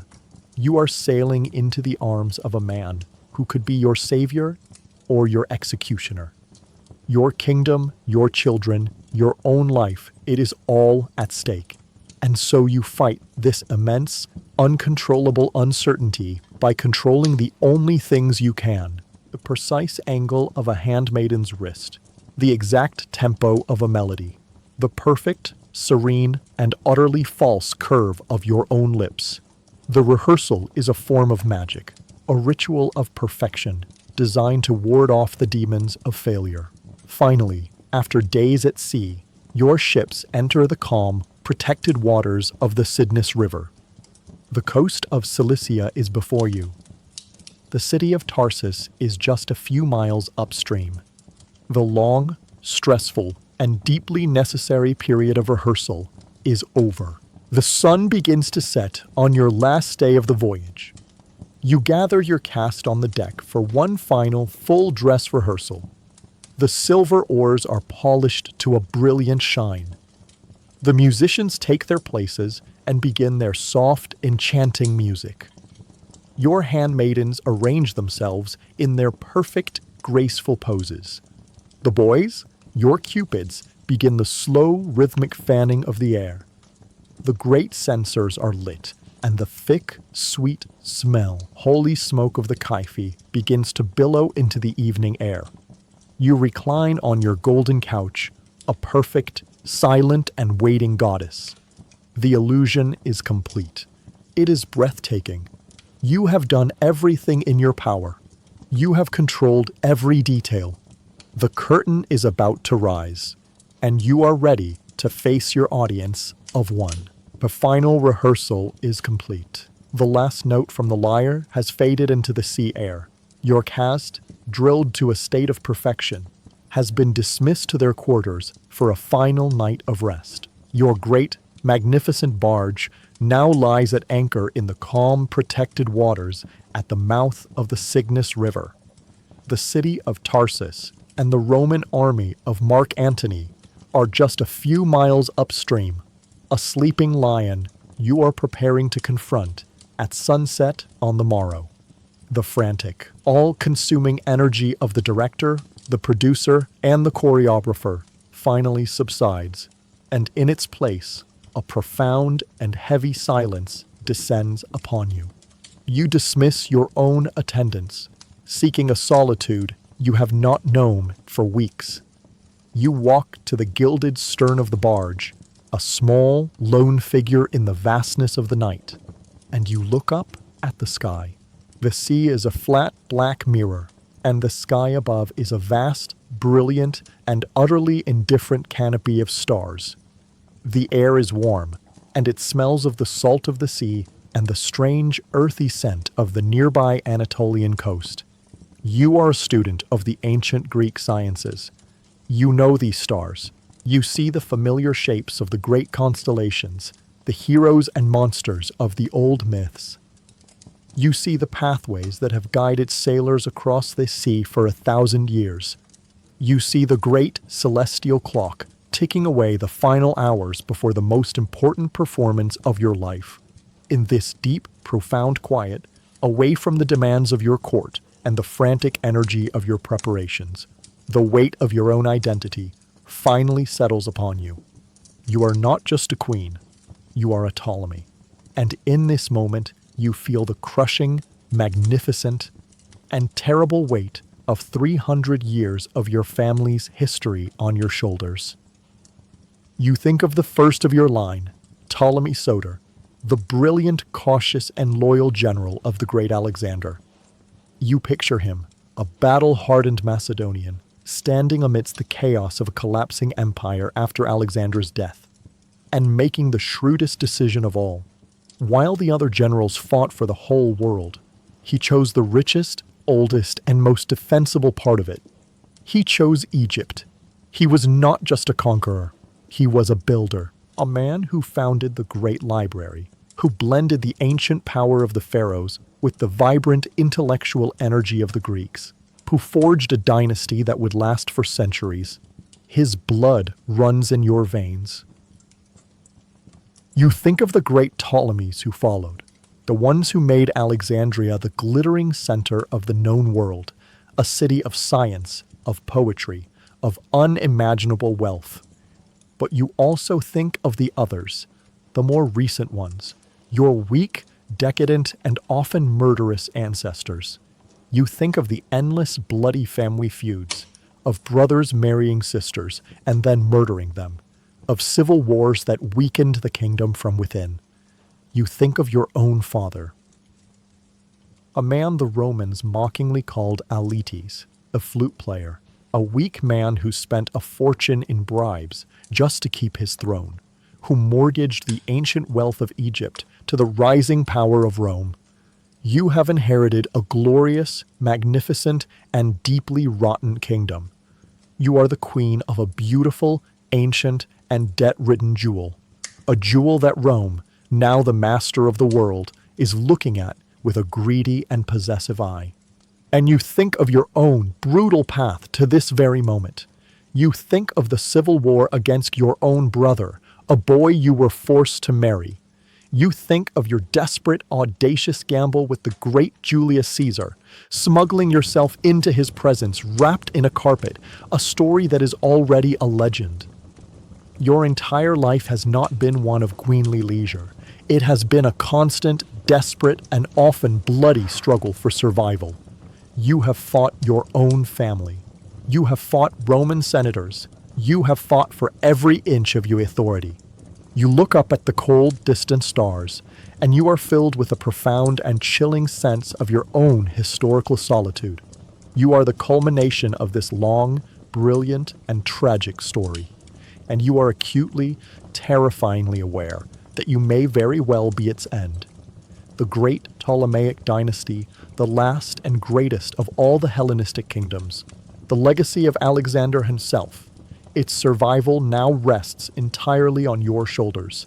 It rests on the success of the magnificent, fraudulent, and incredibly dangerous play you are about to perform for a single Roman general. You think of Caesar. He was a Roman, but he was a man you understood. His ambition was as vast as your own. He was a creature of cold, brilliant, and rational calculation. He saw your mind, and he respected it. Your alliance was one of passions, yes, but it was also a meeting of two of the finest political minds in the world. But Caesar is a ghost. a bloody memory on the floor of the Roman Senate. And Antony. Antony is a different creature entirely. He is not a cold calculator. He is a man of vast, chaotic appetites, a creature of impulse and passion. He is a warrior who feels more at home in the decadent, theatrical world of the East than in the sober halls of Rome. Your relationship with Caesar will not save you. In fact, your son by him, Caesarion, is a mortal threat to Caesar's heir, Octavian, who is Antony's rival and partner. You must forge a new alliance with a new kind of Roman, using a new and more dangerous set of weapons. The first faint hint of dawn begins to touch the eastern sky, turning the Black Sea to a soft, bruised purple. The stars begin to fade. Your long, lonely night of reflection is over. The weight of your ancestors, the weight of your kingdom, the weight of your children's future, it is all settled upon you. But the weight does not crush you. It clarifies you. It burns away the last of your fear, leaving only a core of cold, hard, and absolute resolve. You will not be the queen who lost Egypt. You will not be the last of the Ptolemies. You will be the one who charmed the wolf, who turned the conqueror into a partner. You rise, pulling your cloak around you against the morning chill, and you are no longer the director, no longer the mother. You are history itself, embodied in a single, determined woman, ready to face the most important day of your life. The long, quiet night of reflection is over. The sun rises, a great, blazing disk of Egyptian gold, and with it comes the day of your great gamble. Your resolve, hardened in the crucible of your sleepless night, is now absolute. You are the last of the Ptolemies. You are the queen of Egypt, and you will not fail. The atmosphere on the royal barge transforms with the dawn. The gentle, sleepy peace of the night is banished, replaced by a low, humming, and almost electric energy. It is the day of the performance, and the entire cast and crew can feel it. You see your handmaidens, their faces a mixture of nervous excitement and awe as they begin their own quiet preparations. You hear the musicians, their fingers moving in silent practice over the strings of their lyres, their faces taut with concentration. You are the calm, still center of this whirlwind of focused activity. Your presence, a silent command for perfection. You do not rest. You are a general on the morning of a great battle. You conduct a final, meticulous inspection. You run a hand over the polished silver of an oar, checking for any tarnish. You examine the costumes of your attendants one last time, ensuring every fold of the sea green silk is perfect. You confer with the ship's captain, reviewing the charts of the Cydnus River, discussing the speed of the current, the timing of your approach. Every detail, no matter how small, is subject to your final, critical approval. Late in the morning, the cry comes from the lookout in the crow's nest of your escort ship. Land, the coast of Cilicia. You walk to the prow of your barge, a lone figure in your simple morning robes, and you look. The coast is a faint, hazy, blue-brown line on the horizon. As you draw closer over the next hour, it resolves into the green and rugged landscape of Anatolia. And then you see it. A wide, calm, and welcoming break in the coastline. It is the mouth of the Cydnus River, the great waterway that will carry you inland to the city of Tarsus and to your destiny with Mark Antony. But as you approach the coast, you begin to see the first, undeniable, and deeply chilling signs of the new masters of this world. You see the presence of Rome. First, you see their ships. On the horizon, you spot the sharp, sleek, and brutally efficient silhouettes of two Roman Liburniums, their twin banks of oars moving with a relentless, predatory rhythm. They are warships, built for speed and for ramming. They are a stark, functional contrast to your own magnificent, opulent, an almost decadent barge. They are not built for theater. They are built for killing. They are a clear and deliberate reminder of the military power that underpins Antony's authority. Then, as you draw closer to the river mouth, you see the camp. On a wide flat plain near the shore, a vast Roman military encampment is spread out. You can see the neat, orderly rows of thousands of leather tents. You can see the wooden watchtowers, the defensive ditches, and you can see the glint of the sun on the polished iron armor of the legionaries as they drill, their movements precise and unified. It is the sight of a disciplined, professional, and utterly ruthless military machine. The sight of it is a cold, sobering reminder of the reality of your situation. Your beautiful barge, your clever plan, your performance as a goddess. It all feels suddenly fragile, perhaps even foolish, in the face of the 10 legions that this man has at his back. A Roman galley, smaller and faster than the others, detaches itself from the coast and rows out to meet your small fleet. It is a formal, military welcome.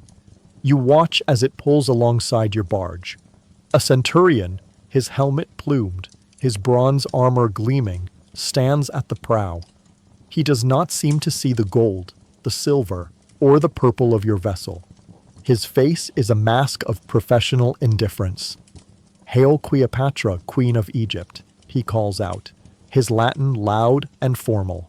"The triumvir Antony welcomes you to Cilicia.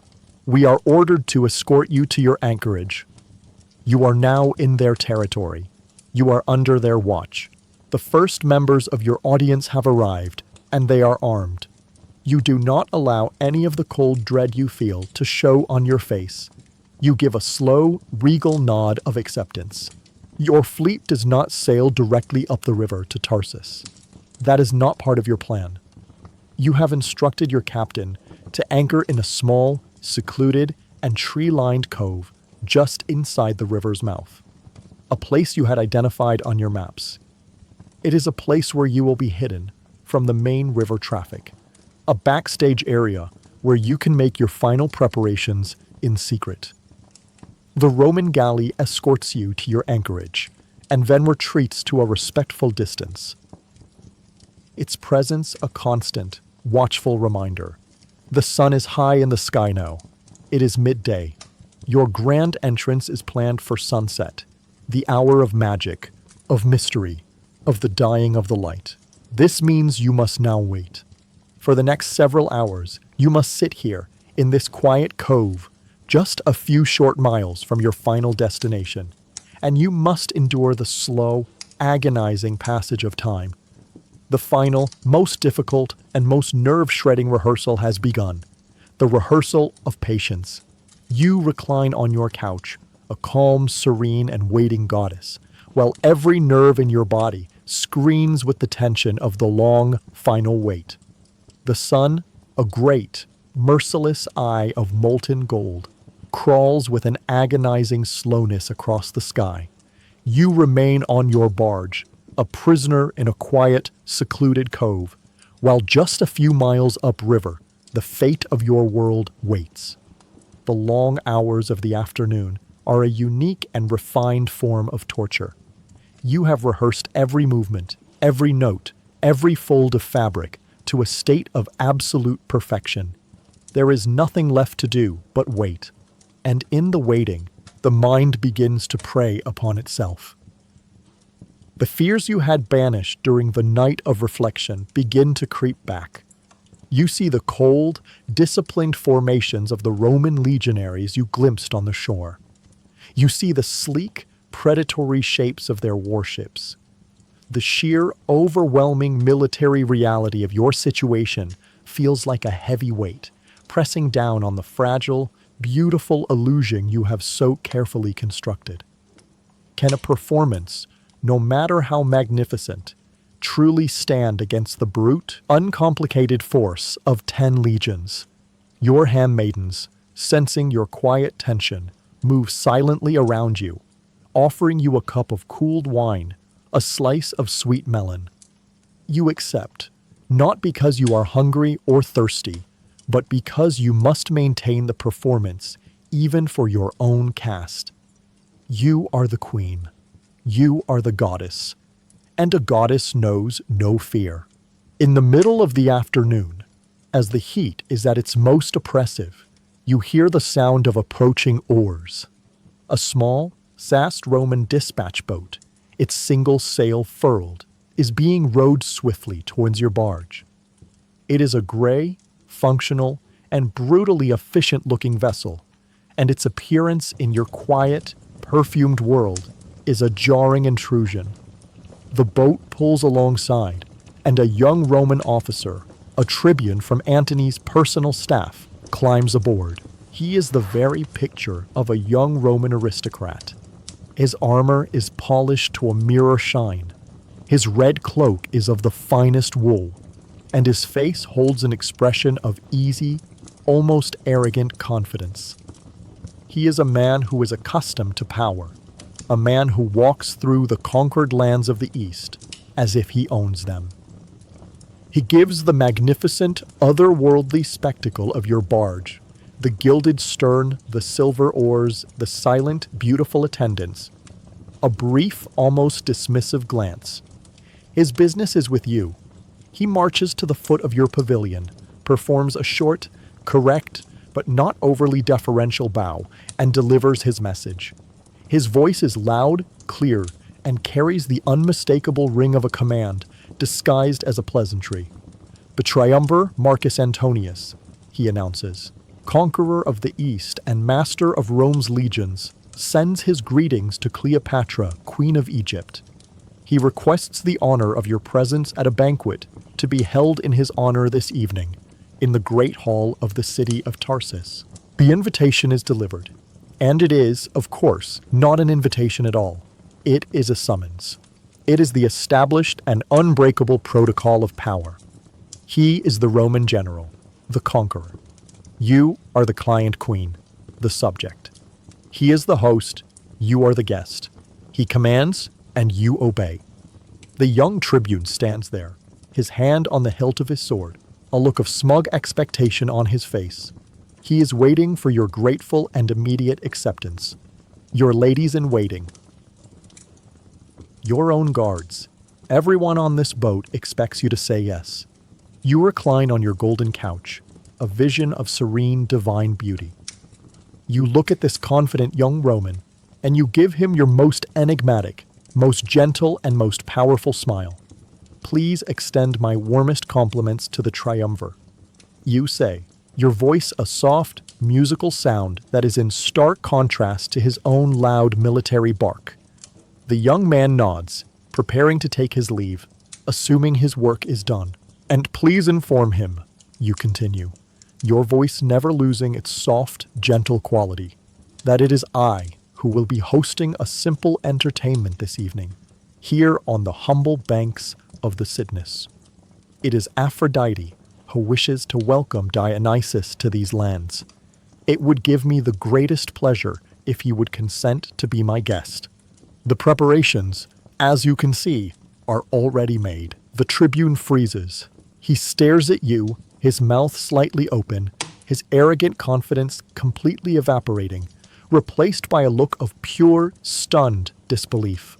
You can see his Roman mind, a mind of rules and protocols and hierarchies struggling to process what you have just done. You have not just refused the summons of a Roman triumvir, you have countered it with a summons of your own. You have completely and with a gentle, smiling grace flipped the entire script of power. You have recast him, the great Roman general, not as a conqueror, but as a guest. And you have recast yourself not as a subject queen, but as a goddess, his divine counterpart, who is now waiting for him. My lady queen," he stammers, "the triumvir is expecting you." "And the goddess is expecting him," you reply, your smile never wavering. "I am certain that a man as great as the triumvir will not disappoint a goddess. You may go." The audience is over. The young, arrogant tribune, now utterly flustered and confused, can do nothing but bow, a much deeper and more uncertain bow this time.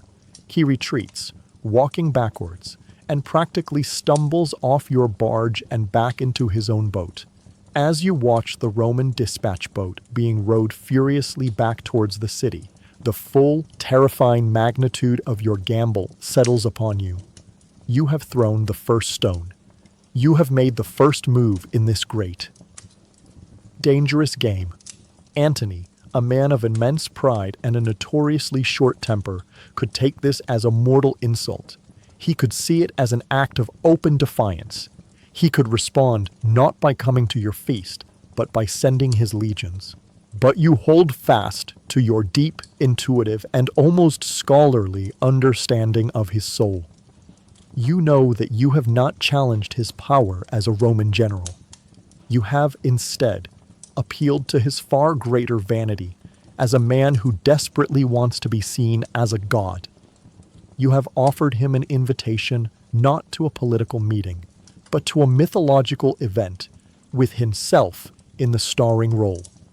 It is an invitation you are certain that his ego will find absolutely impossible to refuse. The sun is beginning to sink towards the horizon. The time is approaching. You rise from your couch.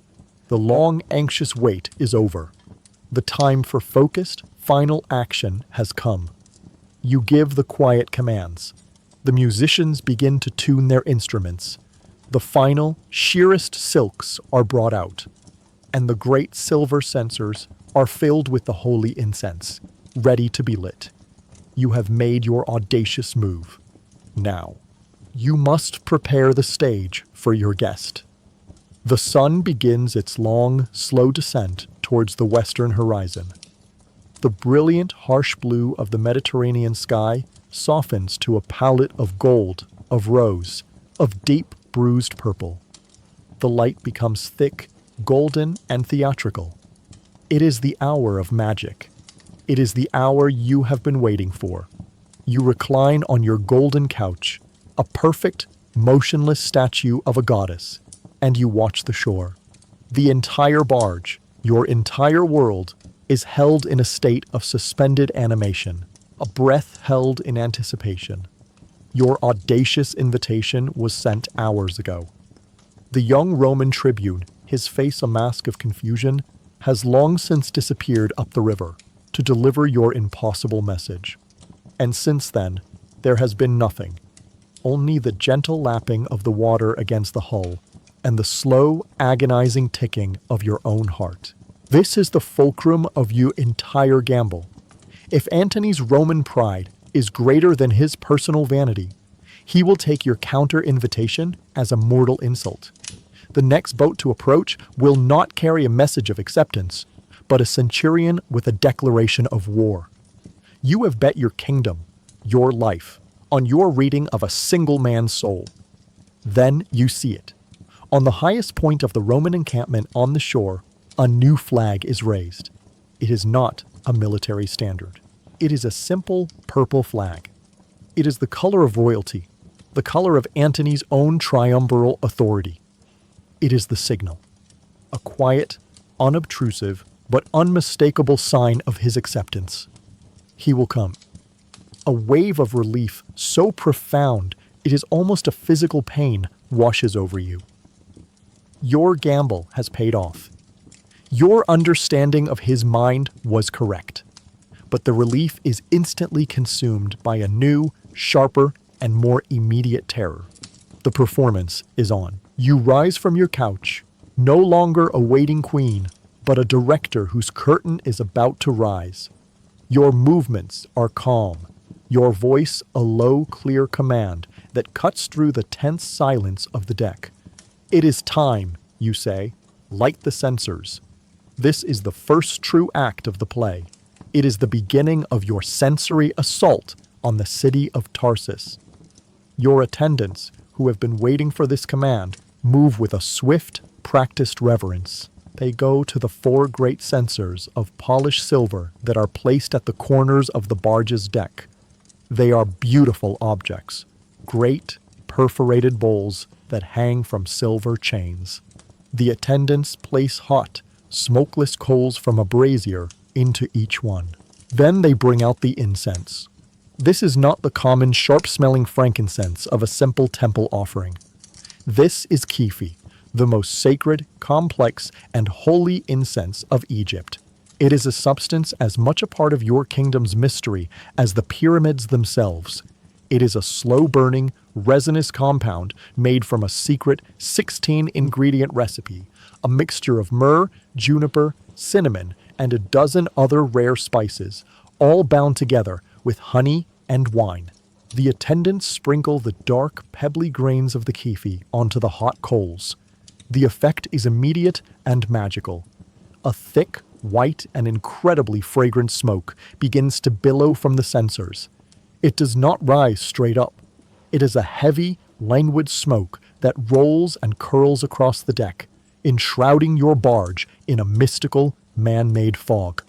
And the scent is a thing of divine and otherworldly beauty. It is not a sharp, floral perfume. It is a deep, rich, complex, and intoxicating aroma that seems to contain the entire history of your ancient land. It smells of sweet, warm resins, of exotic spices, of honey, and of old wine. It is a scent that is both deeply calming and profoundly intoxicating. It is a smell that does not speak of the world of men, but of the world of the gods. You had your ship's captain study the winds all day. You know that at sunset, a gentle, steady breeze blows from the sea up the channel of the Cydnus River, directly towards the city of Tarsus. And now, this breeze becomes your unwitting accomplice. It catches the thick, fragrant clouds of smoke and begins to carry them, a great, invisible river of perfume, away from your barge and up the river, an aromatic herald announcing your approach. You imagine the scene in the city, miles away. The people of Tarsus are going about their evening business. The Roman soldiers are settling into their barracks. Mark Antony is in his headquarters, perhaps already impatient, waiting for the arrival of the strange Egyptian queen. And then, the first hint of your arrival touches them.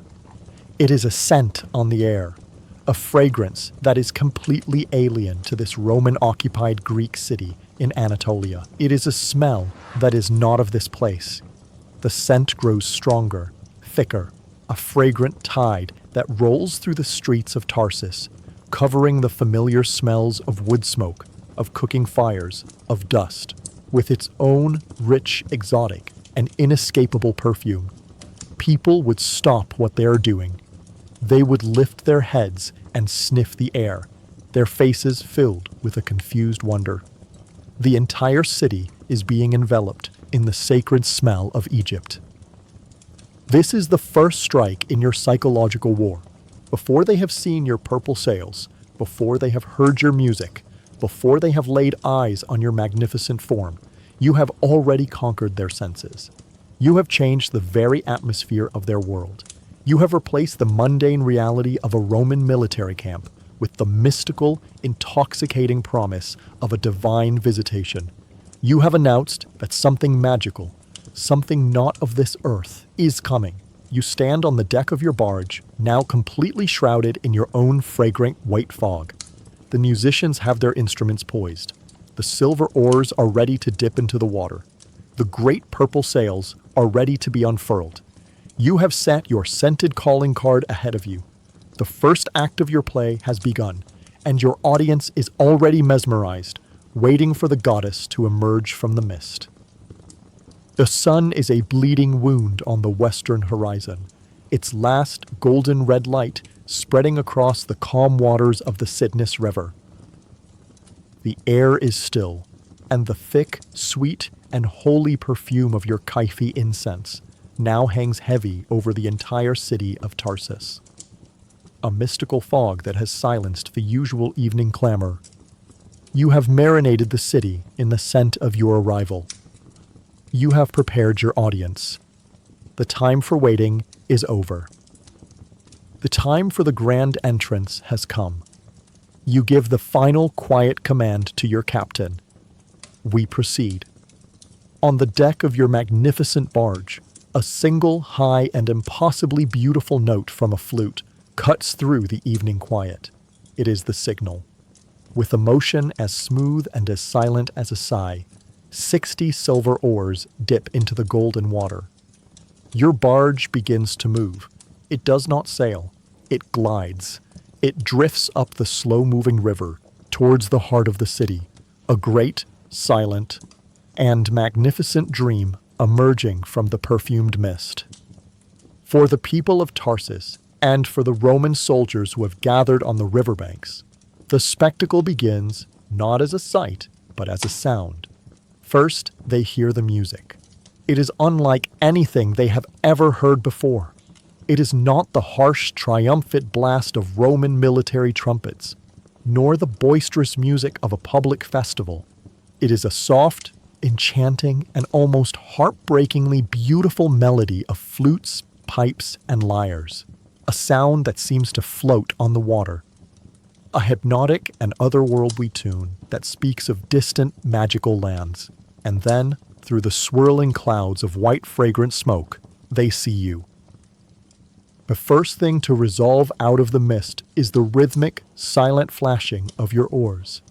They are not the rough wooden oars of a war galley or a merchant ship. They are silver, and they catch the last, dying rays of the sun, creating a mesmerizing, hypnotic pulse of light. 60 points of silver, rising and falling in perfect, graceful unison, not to the harsh beat of a drum, but to the soft, ethereal melody of the music.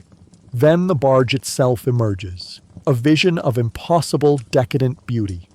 The great gilded stern is a blaze of solid gold, a personal, moving sunset on the darkening river. And above it, the great sails, dyed a deep, rich Tyrian purple, the color of emperors and gods, billow softly in the evening breeze. The sight of a sail made entirely of purple is a thing of such profound and unimaginable luxury that it silences the crowd completely. It is a color most of them have only ever seen as a thin stripe on a senator's toga. To see it used with such casual, magnificent abundance is to witness a wealth that is not mortal, but divine. The deck of your barge is not the deck of a ship. It is a living, breathing, mythological painting. The crowd sees your handmaidens, the most beautiful women of your kingdom, dressed in sheer sea-green silks, their hair interwoven with pearls. They are arranged in a series of graceful, artistic poses, some holding silver lyres, others silver flutes. They are not women. They are nereids, the sea nymphs of the ancient stories. At the prow and stern, handsome, muscular rowers stand at attention, their oiled bodies gleaming in the firelight from the censers. And on either side of you, 2 young, beautiful boys, dressed as winged cupids, gently wave great fans of iridescent peacock feathers, sterning the perfumed air. And at the very center of this breathtaking, multi-sensory, and utterly overwhelming spectacle, they see you. You are the masterpiece. You are not standing or sitting like a mortal queen awaiting an audience. You are reclining, in a pose of perfect, languid, and effortless grace, on a great couch of carved ivory, draped with cloths of spun gold. You are dressed not as a queen, but as a goddess. You are Aphrodite, born from the sea foam, the goddess of beauty, of pleasure, of love. Your gown shimmers. The jewels in your hair and on your arms glitter in the light from the silver lamps that are now being lit on the deck. Your face, your perfect, white, and serene mask, is calm and enigmatic. The effect on the people of Tarsus is absolute. They are stunned into a profound, reverent silence. They do not see a foreign queen who has been summoned to answer for her crimes. They see a goddess, a divine epiphany, a living manifestation of a mythological truth. They fall to their knees on the riverbanks. They weep. They pray. And in the great agora of the city, your true audience of one is also a witness. Mark Antony sits on a raised tribunal, surrounded by his generals and his staff, waiting impatiently for the arrival of the troublesome Egyptian queen. He has spent his day as a Roman general, dispensing justice, signing orders. And now, this vision of pure, overwhelming, and deeply pagan beauty glides into his world. He is a man who styles himself as the new Dionysus. And he is suddenly confronted with a woman who has had the supreme audacity to style herself as his divine counterpart. His entire strategic position, his role as the Roman conqueror summoning a Cleid queen, is completely and utterly annihilated in an instant. He is no longer a general in his headquarters. He is just another man in a spellbound crowd, staring at the most beautiful and astonishing sight he has ever seen in his life. Your great golden barge, with its silver oars and its purple sails, glides to a gentle halt at the city's main dock. The soft music continues to play. The thick, sweet smoke of the incense continues to curl across the water. You do not move. You remain reclined, a perfect, silent, and impossibly powerful vision. You have not spoken a single word. You have not made a single demand. But in the space of a single, breathtaking hour, you have completely seized control of the entire political and psychological landscape. You have shattered Antony's Roman reality and replaced it with your own magnificent mythological one.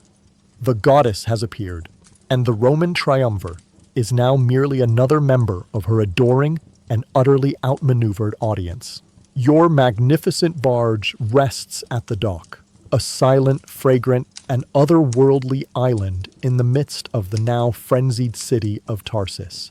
The sun has set, and in the deep blue of the evening twilight, your vessel is a vision of pure magic, its hundreds of silver lamps lit, their golden light shimmering on the dark water, the purple of your sails a deep, royal shadow against the star-dusted sky.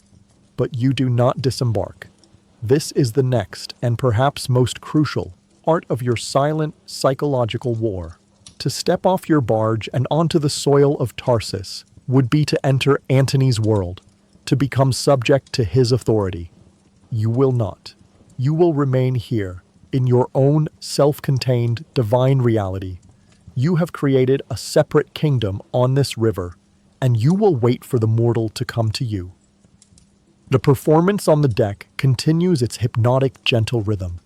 The music of the flutes and lyres never ceases, a soft, enchanting melody that drifts through the city streets. The great silver censers continue to pour their thick, sweet smoke into the air. Your handmaidens, your nereids, remain in their graceful, silent poses. And you, at the center of it all, recline on your golden couch, a perfect, waiting, and utterly patient goddess. You imagine the scene in the city's agora, the great public square where Antony has established his headquarters. You can picture the chaos your arrival has caused. He had planned a demonstration of Roman power, a simple summons and a formal dinner where he, the triumvir, would sit in judgment of a client queen. You have turned his sober stage into the backdrop for your own magnificent play. You know the dilemma you have created for him. The entire city of Tarsus, from the lowest dockworker to the highest Greek magistrate, has just witnessed what they can only believe is a divine epiphany. The story is already spreading like wildfire through the streets. Aphrodite herself has sailed up the Cydnus River on a magical barge to meet with the man who calls himself the new Dionysus. Antony is now trapped by his own public persona. If he clings to his Roman authority, if he sends his soldiers to your barge with a harsh command for you to obey his summons, he will look like a fool. He will be seen as a brutish, unimaginative, and impious Roman general, trying to bully a goddess. He will lose the hearts and minds of this Greek city, whose support he so desperately needs. But if he accepts your audacious, almost insulting counter-invitation, if he agrees to come to you, then he is willingly stepping into your play, accepting the role you have assigned him. He will be surrendering his position as the conqueror and host, and becoming, in the eyes of the entire world, the humble guest of a foreign queen. He will be admitting that your power, your theatrical, mythological power, is, in this moment, greater than his own. You lie on your couch, your face a mask of serene calm, but your mind is a whirlwind of high-stakes calculation. This is the moment. Will his Roman pride win out, or will his personal, theatrical vanity? You have wagered your kingdom on the answer. You do not have to wait long. You see a small boat detach itself from the main dock, rowed by 2 Roman soldiers. In the stern sits a single figure, holding a lantern. As it draws closer, you recognize him. It is the same young, arrogant tribune who delivered Antony's original summons to you this afternoon. But he is a changed man. As he climbs aboard your barge, his arrogance is gone, replaced by a wide-eyed, almost fearful sense of awe. He is no longer a Roman officer stepping onto a client queen's vessel. He is a mortal man stepping into a dream. He looks at the silver oars, at the Nereids, at the Cupids, at you, and his face is a mask of pure, unadulterated wonder. He approaches your pavilion and performs a deep, slow, and profoundly reverent bow. Your divinity, he begins, his voice stumbling, unsure of the correct form of address for a goddess.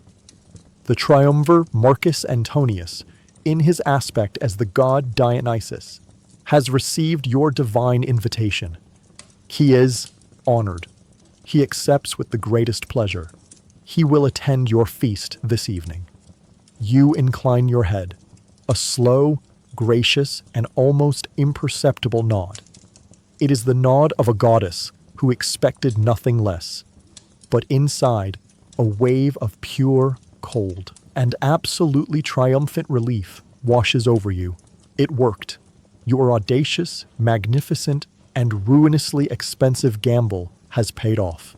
Your deep and dangerous understanding of your opponent's soul was correct. You have won. The tribune, his message delivered, retreats with another deep bow, his eyes still wide with wonder. You watch his boat disappear back into the darkness. The waiting is over. The victory is secured. You rise from your couch, your movements fluid and purposeful. The time for static, divine posing is over. The time for the final preparations has come. You give the quiet commands to your own chamberlain. The finest Egyptian wines are to be brought out. The tables are to be set with the golden plates from the treasury of the Ptolemies. The cooks on the supply ships are to begin the final preparation of the magnificent feast you have planned. The city of Tarsus is buzzing with an almost religious excitement. The great Mark Antony, the master of the Roma East, is at this very moment preparing himself, not for a meeting of state, but to be the guest of honor at a goddess's banquet. You have, through sheer, breathtaking theatricality, completely reversed the roles of power. He is no longer the one who summons. He is the one who has been summoned, and he has accepted. The sun has vanished, and the world is now a stage lit by the soft, golden light of 1,000 oil lamps and the brilliant silver light of the stars.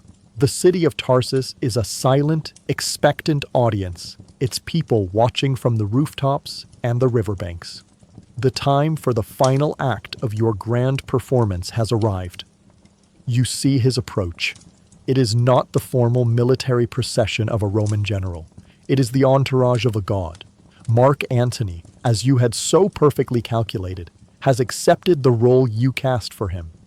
He arrives at the dock, not in his general's armor, but dressed in the theatrical costume of Dionysus, the god of wine and revelry.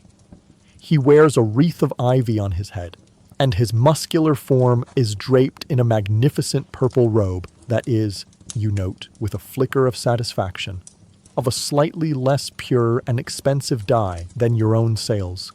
He is accompanied by his senior officers, their bluff, Roman faces a mask of deep, soldierly discomfort at this strange, un-Roman turn of events. You do not rise as he comes aboard. You are the goddess, the hostess. You simply recline on your golden couch, a vision of serene and welcoming divinity, and you watch as he walks onto your stage. He is a large and powerfully built man, his face handsome in a rough, weather-beaten way, his charisma a palpable force. But as he steps onto the deck of your barge, into your world of soft music, of perfumed smoke, of impossible, overwhelming beauty, you see his famous Roman confidence falter. He is a lion who has just walked into a magical, enchanted forest, and he is momentarily stunned, his power rendered irrelevant. Dionysus, you say, your voice a low musical murmur. You have honored Aphrodite with your presence. He stares at you, and for a long moment he seems at a loss for words. He has come here to interrogate a subject queen, and he has been met by a goddess who is treating him as an equal. He is utterly, completely, and wonderfully disarmed. He recovers, a slow, roguish smile spreading across his face. He is a man who appreciates a grand gesture, and this is the grandest he has ever seen. He performs a half-joking, half-reverent bow. The goddess is too kind, he says, his voice a deep, rich baritone. The banquet begins. It is a masterpiece of sensory warfare, an assault designed to overwhelm his Roman sensibilities and immerse him completely in the decadent, luxurious world of your Ptolemaic court. The couches are draped in cloth of gold. The plates are not silver, but solid gold. And the food is a parade of the exotic and the unbelievable. There are dishes you know he has never tasted. Strange, sweet fruits from the Upper Nile, the roasted meat of a desert antelope, rare fish from the Red Sea, all prepared with the most expensive and mysterious spices of the East. The wine is not the rough vintage of a military camp. It is a sweet, dark, and incredibly old vintage from the royal cellars of your ancestors. Your handmaidens, your beautiful nereids, move with a silent, choreographed place, refilling the goblets. The music of the flutes and lyres is a constant, enchanting presence. The air is thick with the divine, intoxicating scent of the Kai-Fi. You have created a perfect, dreamlike paradise, a world of pure, unrestrained pleasure. And in the center of this paradise, you begin your true work. You have captivated his senses. Now you must conquer his mind. You do not attempt to seduce him in the crude, obvious way that a lesser woman might. That is not your art. Your art is conversation. You begin to speak, and you engage him not as a lover, but as an equal. You speak to him of politics. You demonstrate with a casual and devastating brilliance that you understand the complex, treacherous landscape of Roman politics as well as he does. You discuss the movements of his rival, the cold and calculating Octavian in Rome. You speak of the Parthian Empire, the great and threatening power on his eastern border, and you offer a detailed and insightful analysis of its military strengths and weaknesses. You are not just repeating gossip. You are displaying a profound and formidable strategic intelligence. You see the look of surprise in his eyes, the dawning of a new kind of respect. He came here expecting a provincial queen, a beautiful but ultimately insignificant ruler of a client state. He is beginning to realize he is speaking with a major political and intellectual power. Then you shift the conversation. You speak to him in his own native Latin, your accent perfect, and then you switch effortlessly to a flawless, literary Greek, the language of culture, of poetry, of philosophy. You speak of your shared Hellenistic heritage, of the legacy of the great Alexander, of the Stoic philosophers and the Epicurean poets. You are no longer just a queen.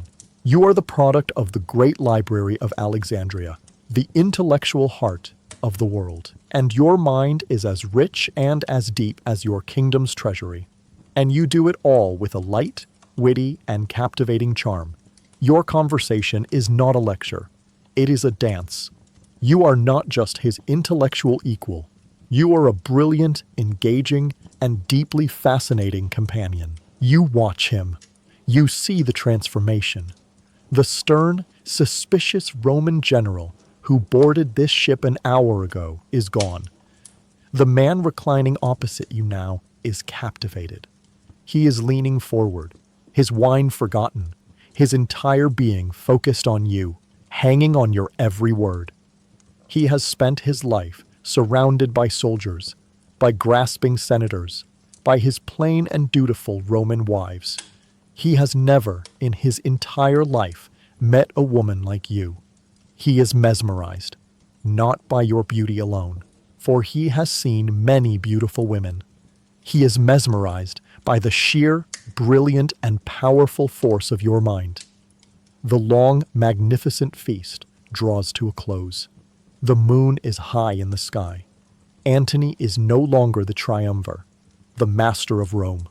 He is a man, utterly and completely enchanted, not by a seductress, but by a queen who has proven herself to be his absolute equal in every way. You have done it. You have not won a lover. You have done something far more difficult and far more important.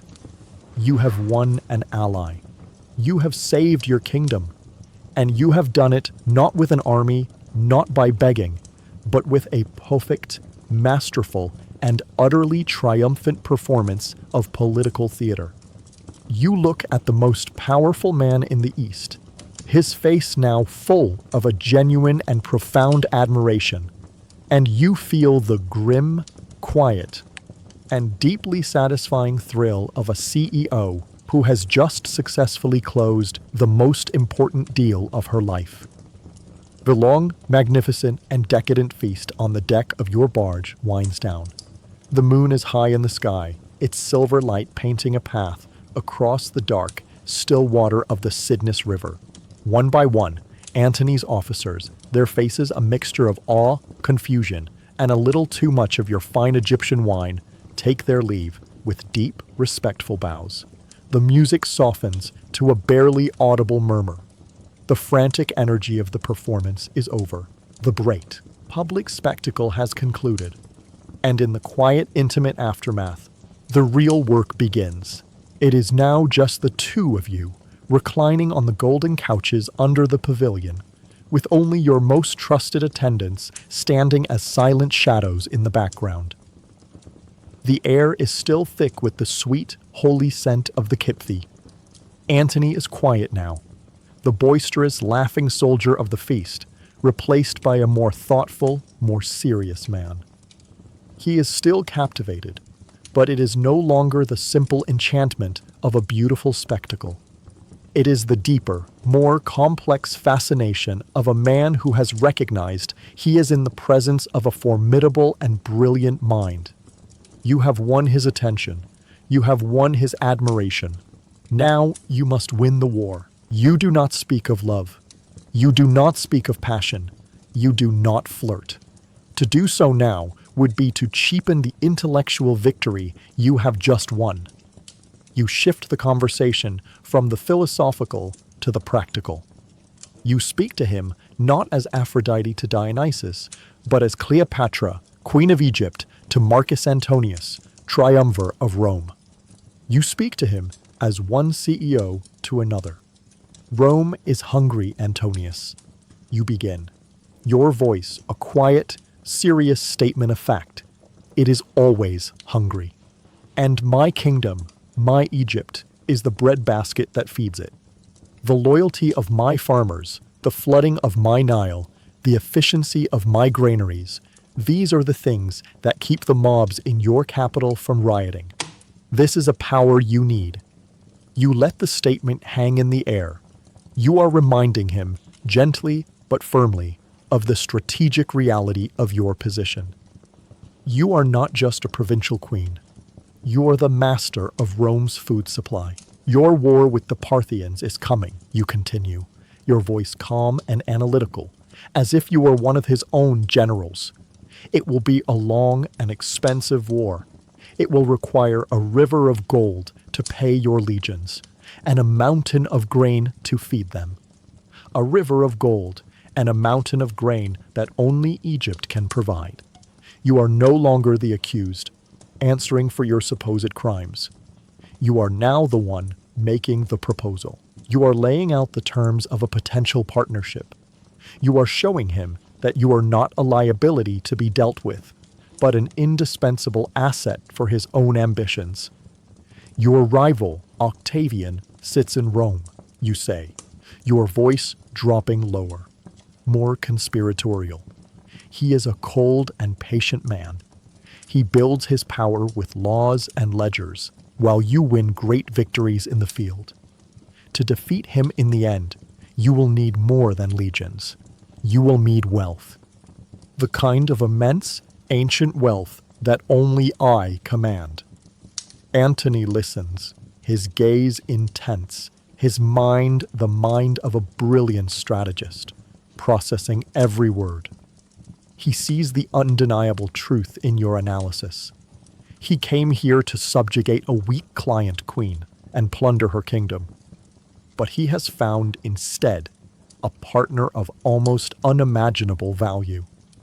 A woman who not only possesses the wealth he needs, but who also possesses an intellect and a strategic mind that rivals his own. "And what is your price, Queen of Egypt?" he finally asks, his voice a low rumble. "My price," you say, your voice as cold and as clear as the moonlight on the water, is not a price. It is a partnership, the guarantee of my kingdom's sovereignty, Roman legions to guard my borders, and the security and succession of my children, of all my children. You look him directly in the eye as you say this, and he knows you are speaking of your son by Julius Caesar. It is your boldest and most dangerous demand. He is silent for a long moment, the weight of your proposal settling upon him. You have offered him the keys to his future, the wealth to defeat the Parthians, the resources to crush Octavian. And in return, you are demanding that he recognize you not as a subject, but as an equal. Finally, a slow, wide smile spreads across his face. It is a smile of pure, unadulterated admiration. He raises his golden goblet to you. "A partnership," he says, his voice full of a new, profound respect. With a queen of such mind and spirit, it would be a partnership worthy of the gods themselves. The deal is done. You stand together at the rail of the barge, looking out at the dark, sleeping city of Parsis. The feast is over. The negotiation is concluded. A new, powerful, and world-altering alliance has been forged in the perfumed air of this single, magnificent night. The evening began with you as an accused subject, a provincial queen summoned to a Roman trial. It ends with you as a vital and powerful ally, the financial and strategic partner of the most powerful man in the East. You look at the great Roman general beside you, a man who is now, in a very real sense, your partner, and you feel the grim, quiet, and deeply satisfying thrill of a CEO who has not just saved her company, but has successfully executed a reverse takeover. And so, we leave her on the deck of her magnificent barge, a queen who has, through a masterful performance of intellect and will, saved her kingdom. The story that history so often tells of this night is one of pure, simple seduction, of a powerful man falling for the exotic wiles of a foreign temptress. But this version of the story was most likely a deliberate and brilliant piece of propaganda, written by her great enemy Octavian. He needed to portray his rival Antony as a weak, corrupted man, and Cleopatra as a decadent, immoral queen. It was a way to diminish her true power, to erase the uncomfortable truth that she was a brilliant, highly educated, and politically savvy ruler, who for a time outmaneuvered and outthought the most powerful men in Rome. Her story is a strange and distant mirror for the long and often difficult history of how powerful women are portrayed. Their intellect is downplayed. Their political achievements are attributed to manipulation or seduction. The story of Cleopatra's genius was deliberately rewritten as a simple and more palatable tale of love. And now, as our own story ends, it is time for our own quiet. Time to rest in a world where we can seek the often uncomfortable truth that lies hidden behind the world's most famous and enduring legends. Time to sleep.